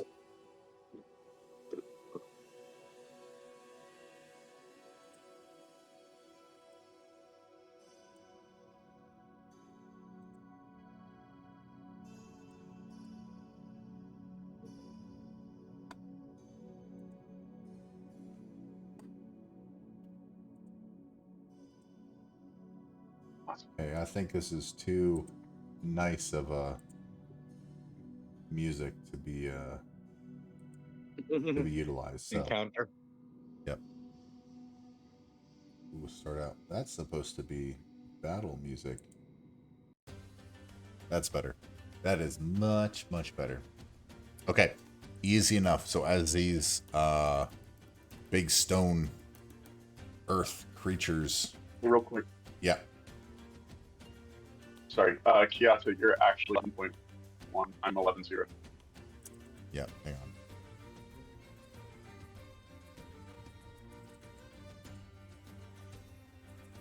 One. Sure. There we go. 0.0. Well, I guess just 11's fine. Sort. There we go. There we go. Perfect. Zelmir. These earth creatures lumber out of the side of this red rock sacred location temple place, looking to do some business. You're up for the challenge. You are top of the round. We'll find out. Yep. All right.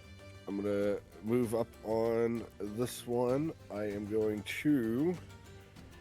Oh, this is going to be interesting because I haven't used this yet.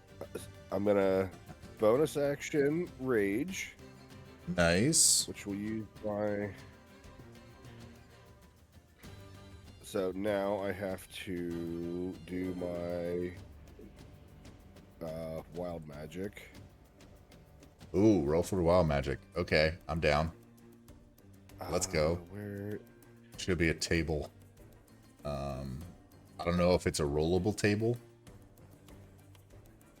I gotta find it again. Wild surge. Okay, there's that. Yeah, it's gonna take a minute. They're like Alright, 8 items. Or like... Okay, did it roll it? I don't know. No. Don't Yeah, think it there's, did. you got a 7. Oh, it did get a 7. It rolled Okay. a 7. Where did it show? Oh, okay. All right. So For your enemies. What is this 7? Okay. Temporarily grow around you.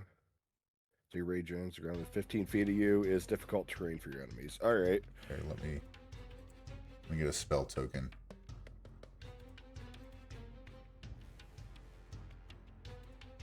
"15 feet in a circle around you." Pass it. It's Okay. Is it radius? Within 15 feet of you. So I'm guessing it's 15 either way. 15 feet in all directions. 5, 10, 15.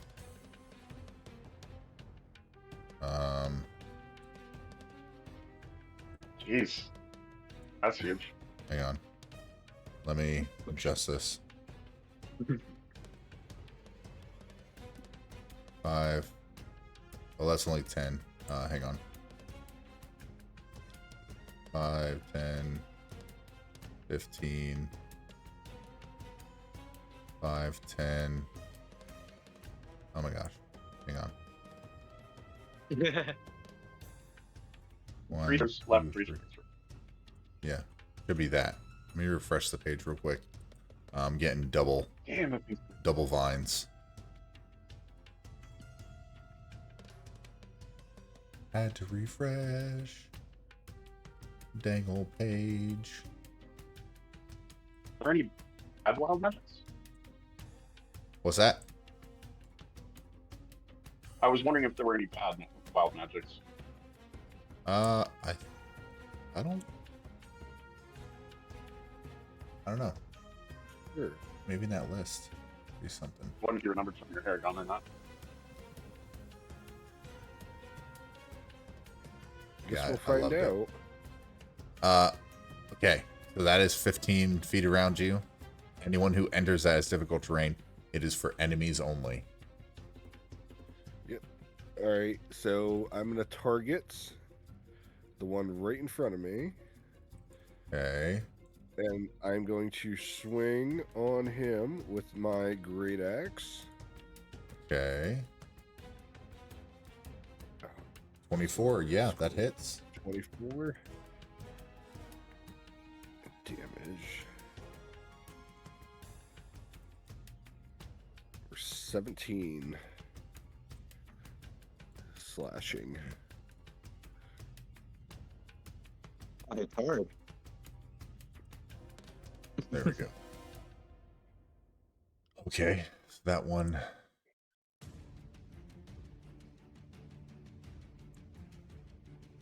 $17.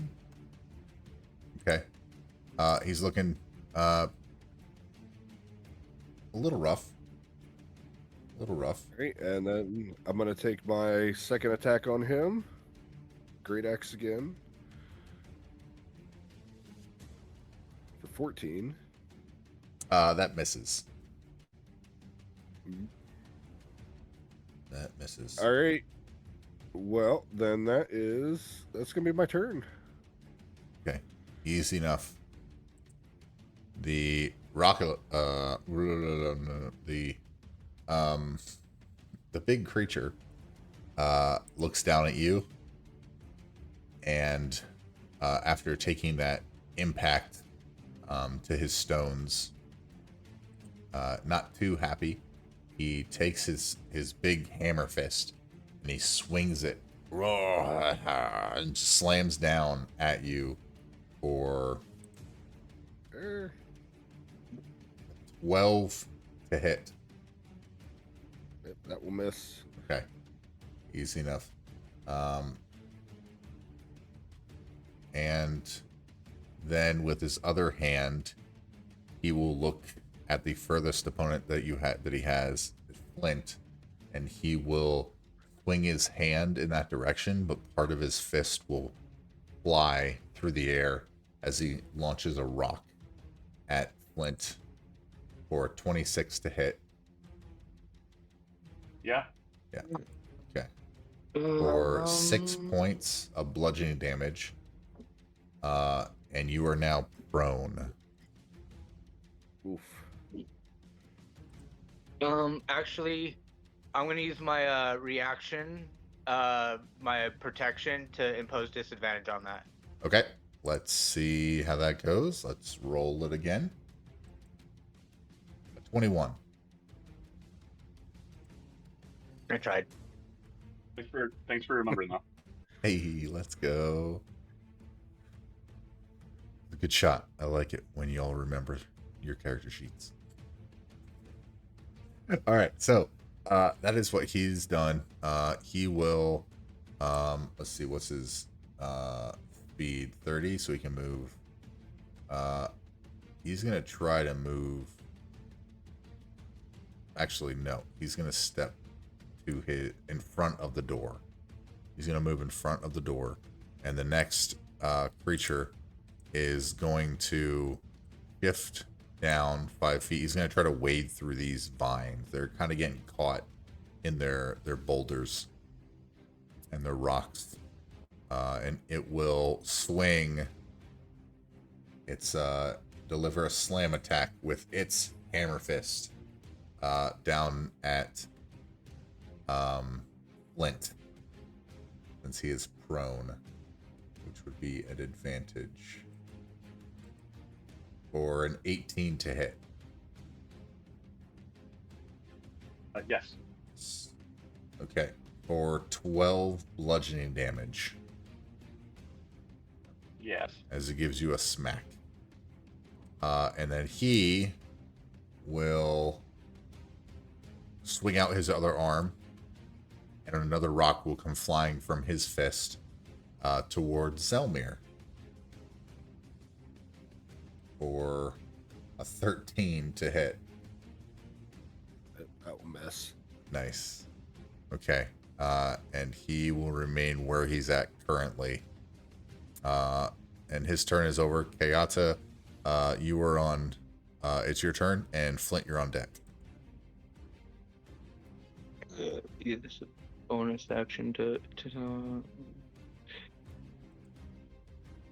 yeah, that is a bonus action. Okay, for my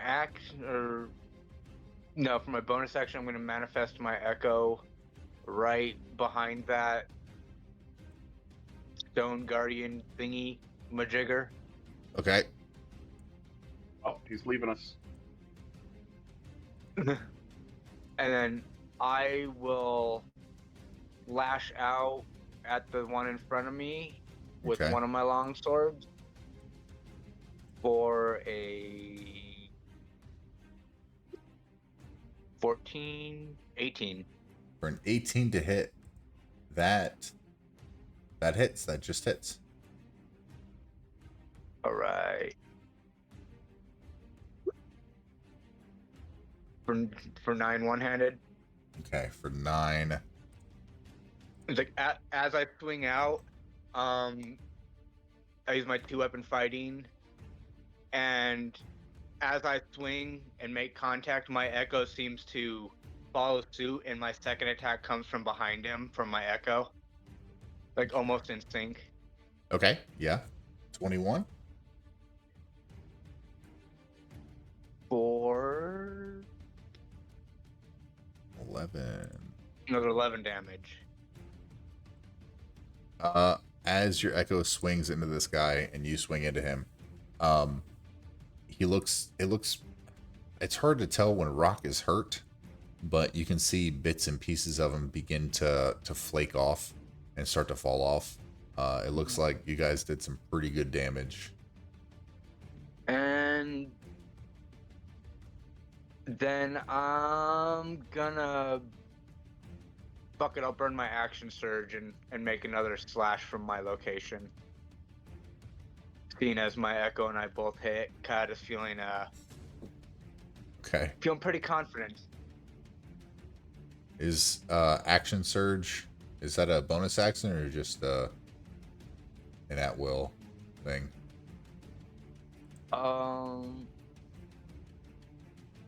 See, action surge. It's under other. Okay.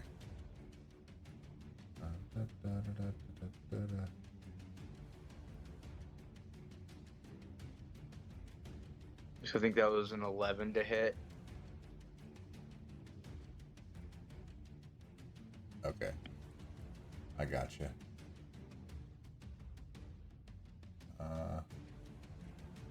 Yeah, that hits. Yep, absolutely hits.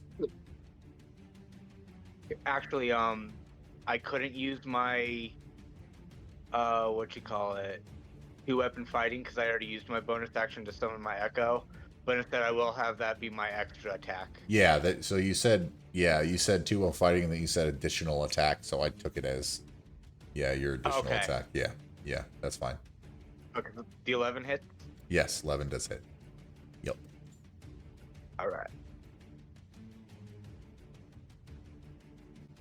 For another 10. And God, it's chipping that thing. Like, get the hell out of my way! It's hot out here. as you slice with that long sword and slash through, you make one clean cut through the belly of the beast, and his entire body shifts and crumbles, and it is now dead. It crumbles, all the rocks fall to your feet. A lot of them. It's kind of like an avalanche, but it misses you. Yeah, kind of like a very like a small little hop back to avoid getting hit by the rocks. Yep. But that's gonna be it for my turn. Okay, easy enough. Flint, Mr. Prone and Smashed. You are up. Zelmer, you're on deck. There's. Righty. I'm gonna roll over on my stomach, Okay. and my hood is going to flop over my face. Oh, I'm real going quick, do you to want your rage. Mastiff in the fight too? Because I can put him No, around. he's non-combat for now. Okay, easy enough. Yeah. I'm going to go into rage. Rage. I am going to shift my pelt cloak, seemingly becoming part of my skin, Nice, nice. and my face elongates. Mm-hmm. I'm gonna gain. Let's see if I can get there. I'm gonna gain 6 health back.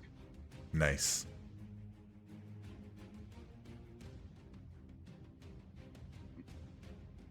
Yeah, I'm still trying to figure out the flip Go tokens. stand up. How to actually make tokens flip properly. Because I want to be able to flip the Yeah. tokens when you do things like this. I'm working on it. Trust me, I'm working on it. It's gonna be awesome. So I'm going to be reckless attacking, but because of the kind of shifter I am, things will not get advantage back on Nice. against me. Nice. I'm linking that now. Here's reckless attack. So reckless attack without the actual recklessness.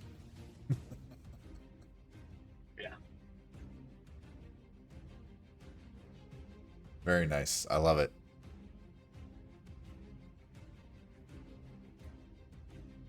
Let's see that hit.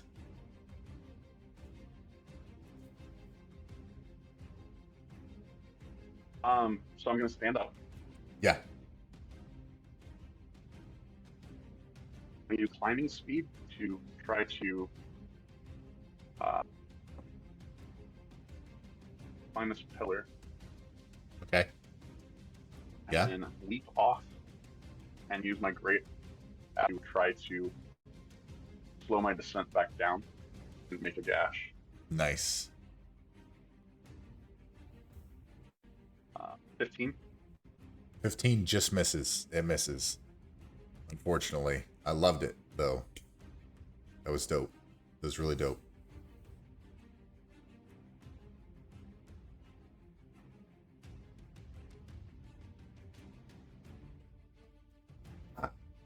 Would have been something if that was a nat 20. That would have been crazy I'm going shit. to use my extra attack. Yeah?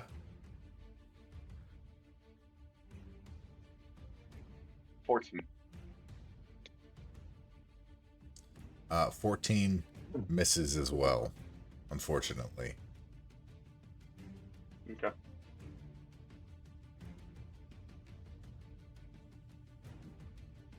Is there anything else you would like to do? No. Let me take this condition off of you. Okay. You are no longer prone. All right, top of the round again.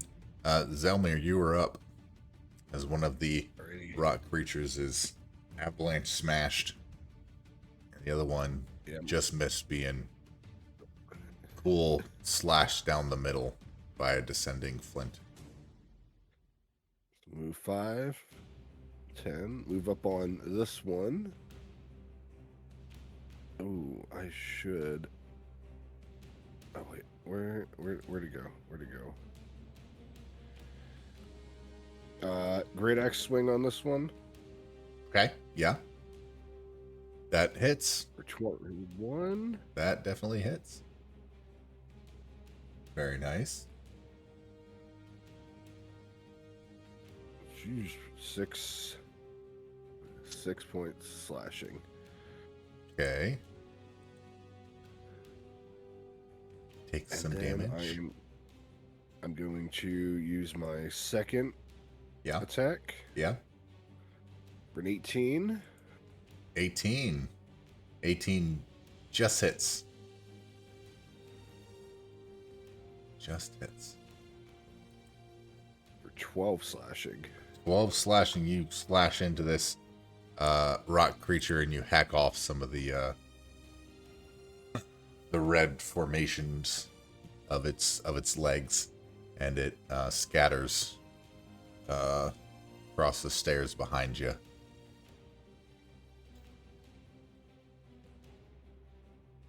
You guys are bulky. A little bit. Let me see, what else do I have? Cry.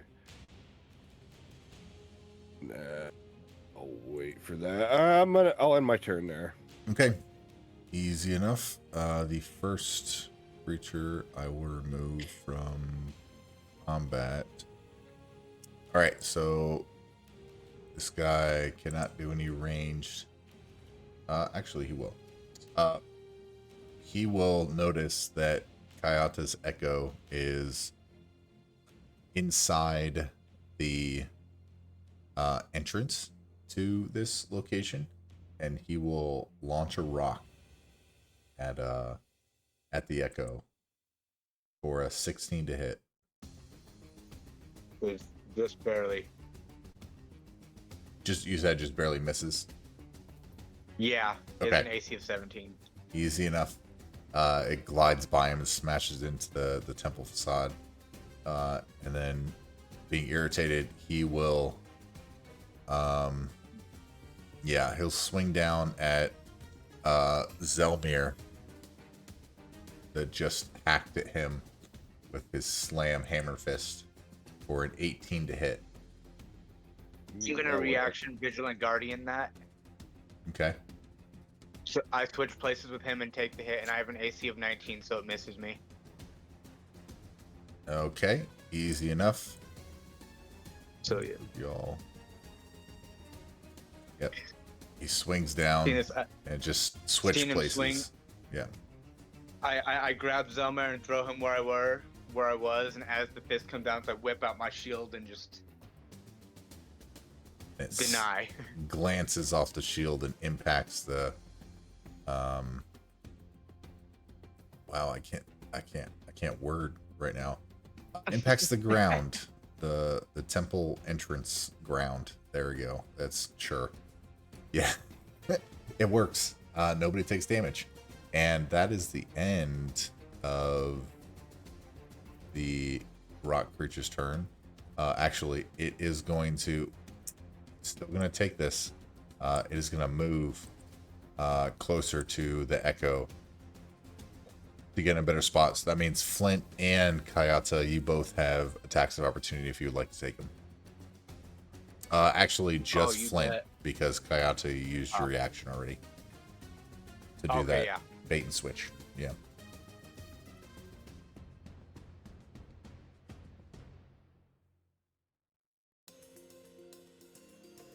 Yeah, nope. Dang. He steps a little past you as you just miss swinging out your great axe. Okay. Kayata, you were up. Flint, you're on deck. Where are you going, big boy? I'm gonna run up and do my first attack with the longsword. Okay. Epic fail. Yep. You swing into one of his Achilles, possibly, as he's like kind of running away a little bit. Not running away. He is moving to get in a better position for your echo. And your longsword glances off of the rock of his ankle and impacts the ground, and it shoots like a vibration up your arm, and you get like a dead arm, and tingles are sent through your arm. Son of a bitch! Yep, and you hear the ding of the connect to the ground, and that's the end of your turn. Yep.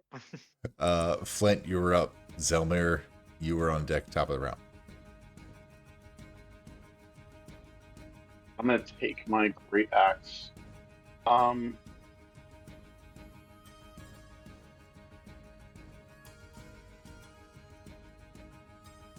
gonna take my great axe. Where's my mouse? There it is. I am going to throw it.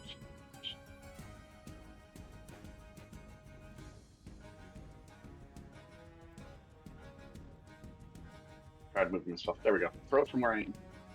Okay. Overheaded. Ah.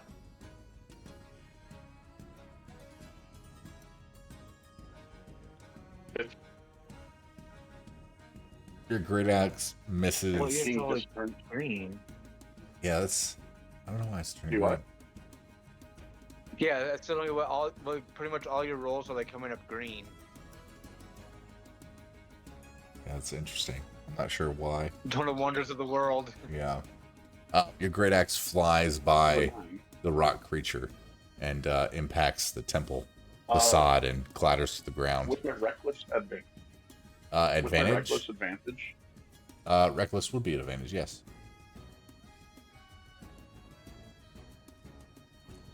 Yeah, okay. Oh. Worth a shot. Without the battle axe in my hands, Okay. I'm going to elongate my fingers and just stretch out my hands. And you'll see that I've also done the... So for my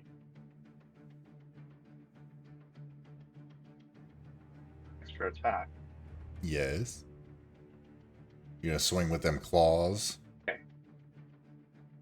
yes. Hey, that does hit. Nice. Nice. It keeps rolling like it's a crit. So was that 10 total because of the rage?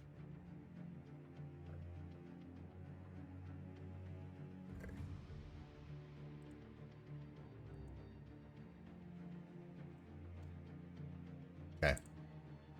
Easy enough. You slash into this creature with your claws, and it does a little bit of damage at the size you're at and how big he is, but you're doing some work. Oh, I have a question. Yes. Because I threw the battle axe as my main attack, and this extra attack is a separate attack action with one arm. Yeah. I'm allowed to use my second arm as the bonus action. If that's part of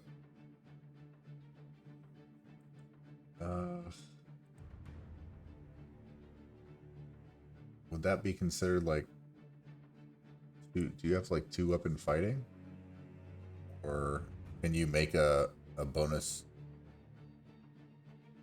Try and send it. There we go. Yeah, that's what I'm looking at. Each of your Once hands. on each of your turns when you attack with a claw.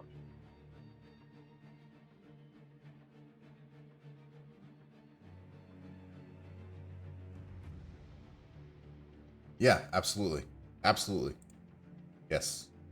Yes. Perfect. Swing and a miss. Oh, your rolls tonight are not great, my dude. I would say get them all out of the way now. Yeah. Anything else you'd like to do?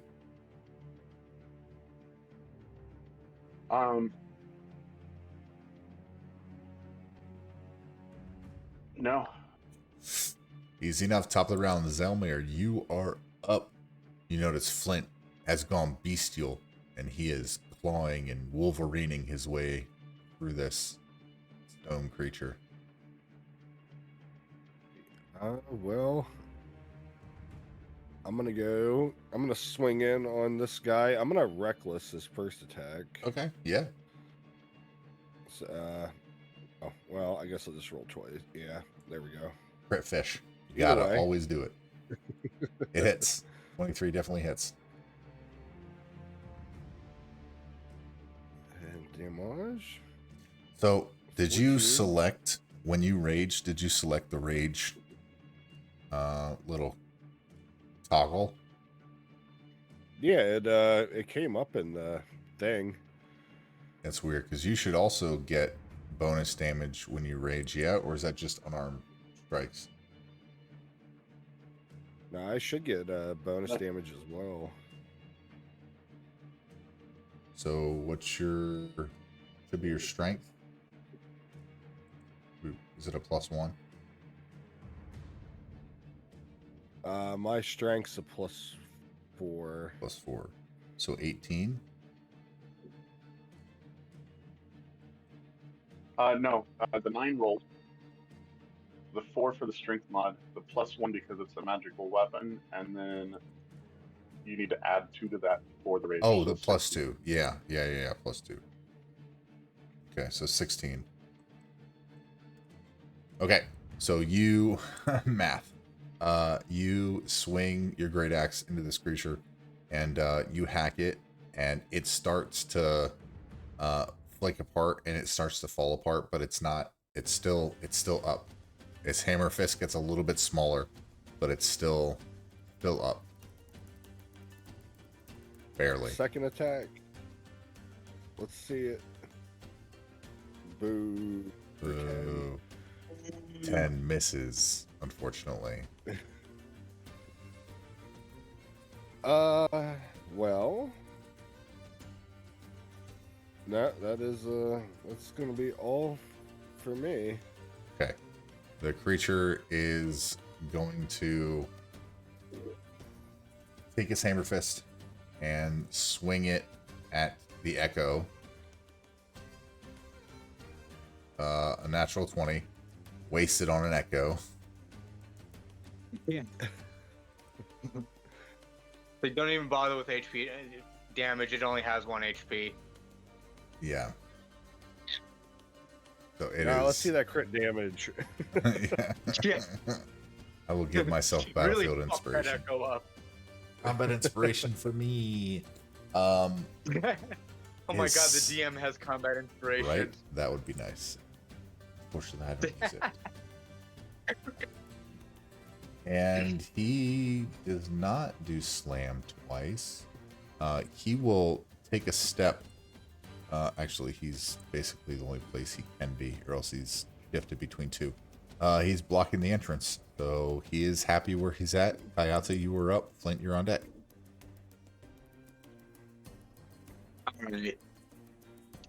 After seeing him just like bamf my echo out of there, kind of give him this just glare. Like, now that was not very nice. What did he do to you? And swing his longsword for a 26. How do you want to do this? How does this creature die?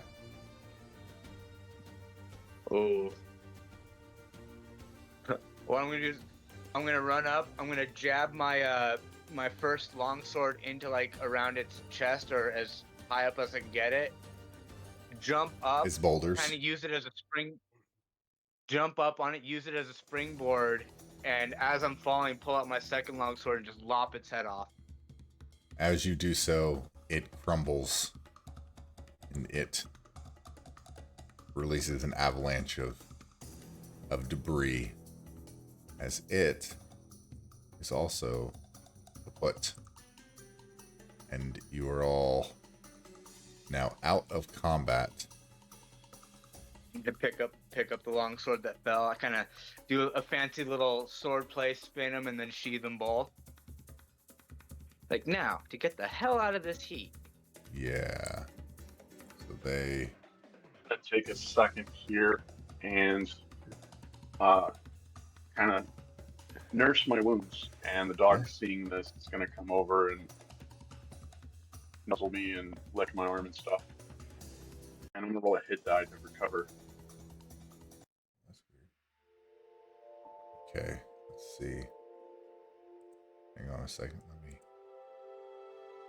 Um, So I'll pull out one of my potions of healing and kind of hand it to him, like, you need this? Which ones? I should update how many I have so I don't forget. yes, please. How long do you require for a hit die usage? Short rest. Take 10 minutes, an hour, however long you want to do. At least 10 minutes. Get the thing that allows me to do it as a bonus action. That's going to be. So it's a T12. Yep. If you want to take a short rest, you can. Absolutely.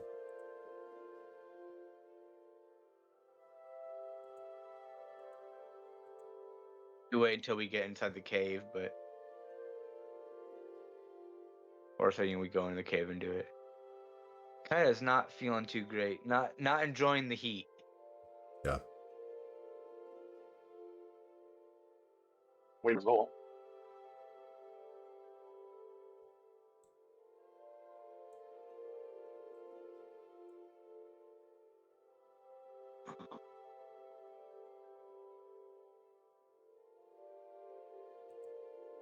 Is there any point in me taking a short rest right now? I only took the 4 damage. Actions. Vision Guardian's long rest. Okay, yeah, action shoot. I will take the short rest.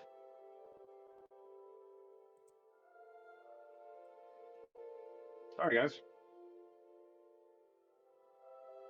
Zelmir, are you using hit die? You could probably get a result faster than I can. If you want.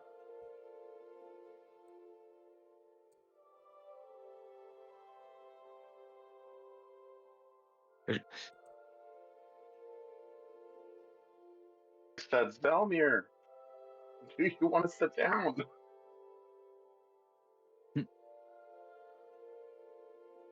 Zelmer can't hear? Wow.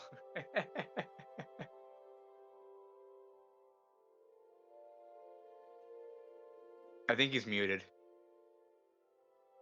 I was muted. Oh, I saw the lips moving. I'm trying to see. I thought I. There. Okay. Did it go? Okay. You've completed. Okay. I think it went. Good. I can use second wind outside of battle, right? Wait, yeah. why didn't it Sure. roll? Outside of combat. Okay. I'll second wind before the short rest.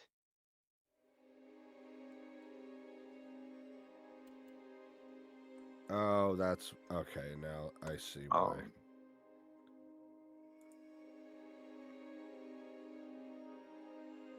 Nice. I was only down 4 HP, but Back to full. Perfect.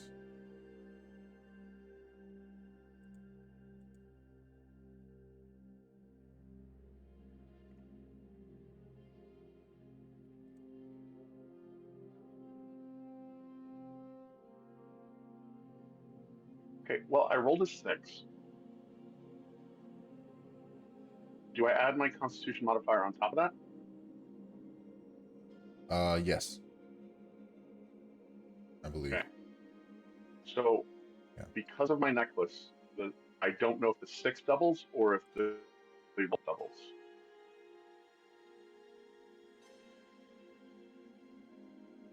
And I can't do anything right now. It Just hit says refresh. double the number of hit points it Thank you. restores. So if it whatever it restores, double it. Okay, so 22 health. Perfect. Nice.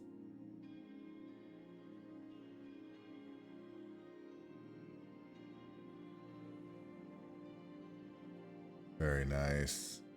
I'll scruff up the dog for coming over. Finish the book again and get going. Very nice. Is there any kind of symbols or any kind of pillars worth note?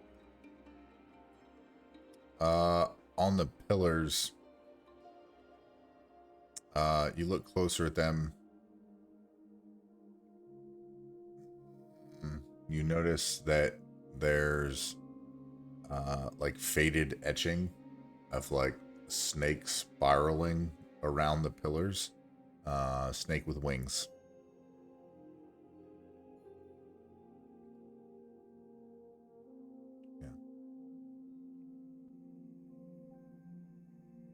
Tyler's gonna make his way just inside, just enough to be in the shade.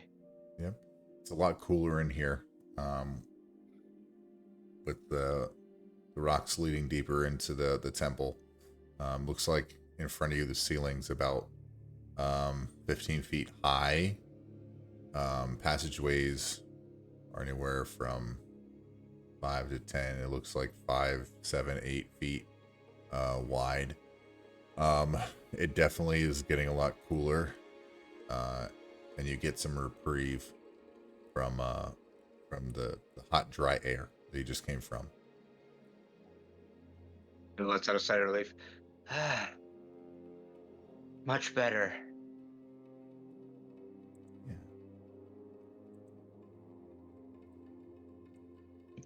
Well, I'm ready when you guys are. You'll be kind of waving at everyone. There we go. I'll slowly take water skin and water the dog. Bring the rest of the water skin to Zelmer. He laps it up gratefully.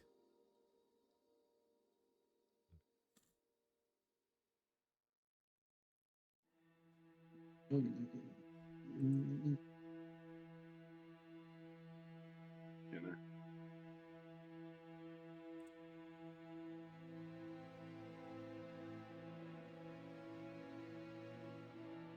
Leading.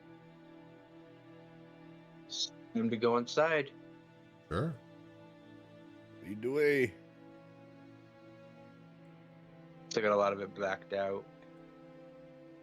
Well, it's all blacked out until you Oh, yeah, 'cause actually I can't- go where you're going. I don't have. Okay, there. Like, there we go.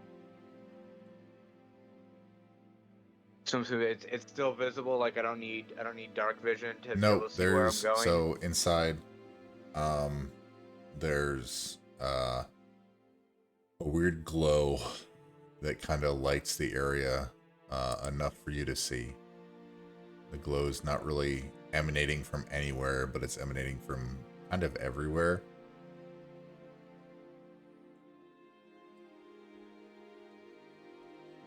I'll wait here for Flint.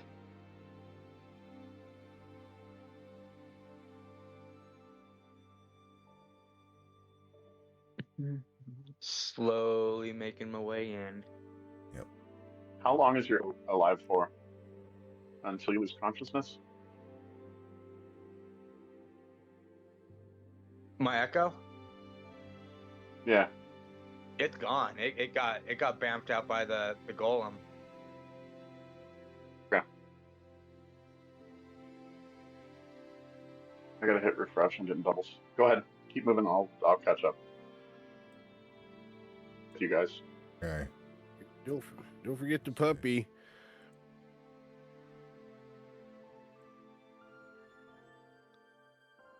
Okay. There we go. As you guys are moving through, you see carvings of winged snakes and other creatures kind of giving thanks to the snake and standing trial for the snake and a handful of different depictions with a snake. But as you guys enter this area at the far end, Zelmir and Kayata, you see two large stone doors standing in your way.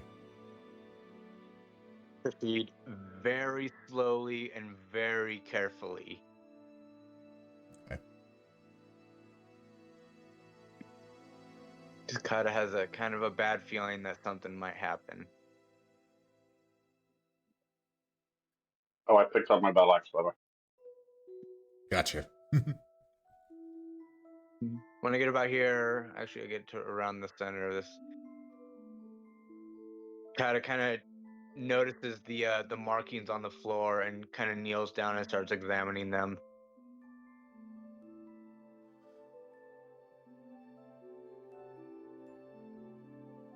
Are you? The murals you were talking about, like on the floor and stuff?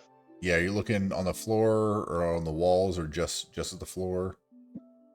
Yeah, I'm kneeling down and looking at examining the floor Okay. where that red Yeah. glyph looking thing is.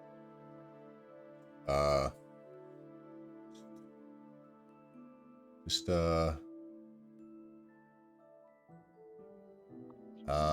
roll me an investigation check.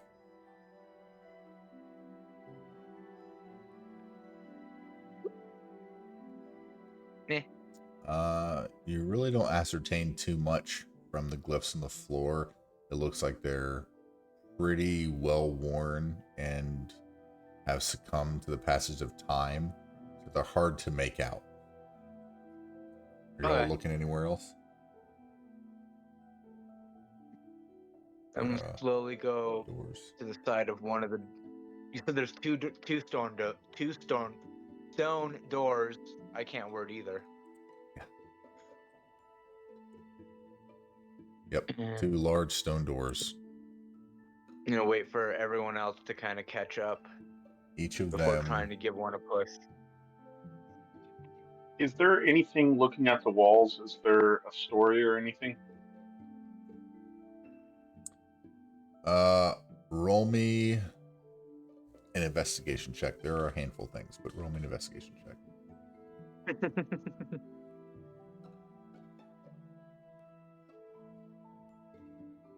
Not recognizing the current sidebar. What the hell is going on? That's weird. 19. There you go. Okay. You notice mysterious hieroglyphs pretty much right where you're standing, actually. In a language that you do. You have your helm attuned? I do. Okay. I had equipped. It does not require attunement. Oh, nice. You see glyphs on the wall, and you can tell it is celestial. And what it says is, can you see what it reads underneath? Yes. Yes, that is what you read. When you look at the glyphs. Slide my hand over the script. Because if it's written script, I have to touch it. I'm sure that won't come back about me later. You should be able to click on that. I will speak loudly and say, we seek peace. Can we enter?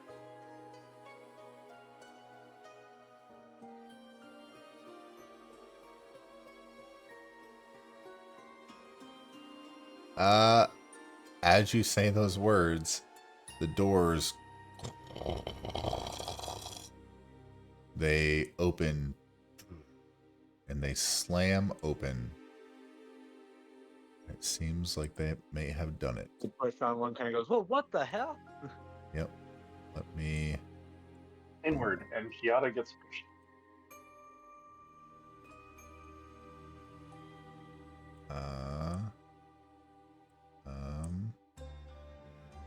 It should be right here. Okay. As you guys pass through this entrance chamber, that's where we're gonna have to call it for the night. as you make your way deeper into the temple in search of Sophia and hints of this weird winged snake. Hopefully getting Zavi back, his daughter, in one piece is where we're going to end it for the night. Because I have to wake up early and drive to an airport. Yeah, I'm actually heading back down to the valley for a little bit tomorrow, leaving really pretty early too. So Yeah. I'm not driving, but What a heck of a session, y'all. that was a good one. Yeah, I can't wait to see A how. little bit of combat in there. Yeah, I cannot wait to see how this temple turns out for you guys, and eventually make it to Fonel, which would be super dope. But that's gonna do it for us for the night. I'm Chaotic Vito. Y'all are absolutely awesome. Let's say goodbye to our awesome players. I said awesome twice, but that's okay. All the way over, across from me here, we got Nameless Orange. Hey, my guy, where can we find you? Tell them all. You can find me on YouTube at Nameless Orange Plays or on Twitch at just Nameless Orange. Nerdy Nobody, where can we find you? I'll be on the YouTubes, the Nerdy Nobody. I'm not quite uploading anything right now due to computer restrictions, but fingers crossed I can get that taken care of here really soon. Hopefully see you back in action. Last but certainly not least, we have Twisted Fate. Where can we find you, my guy? I hear every 2 weeks. Love it. Consistent as all get out. And I have been your humble DM for the evening, Chaotic Vito. Links are in the description of the videos for everyone. We appreciate all of you. Have a wonderful night. Let chaos reign. Let chaos reign. Let chaos reign. We will see you next time. Good night.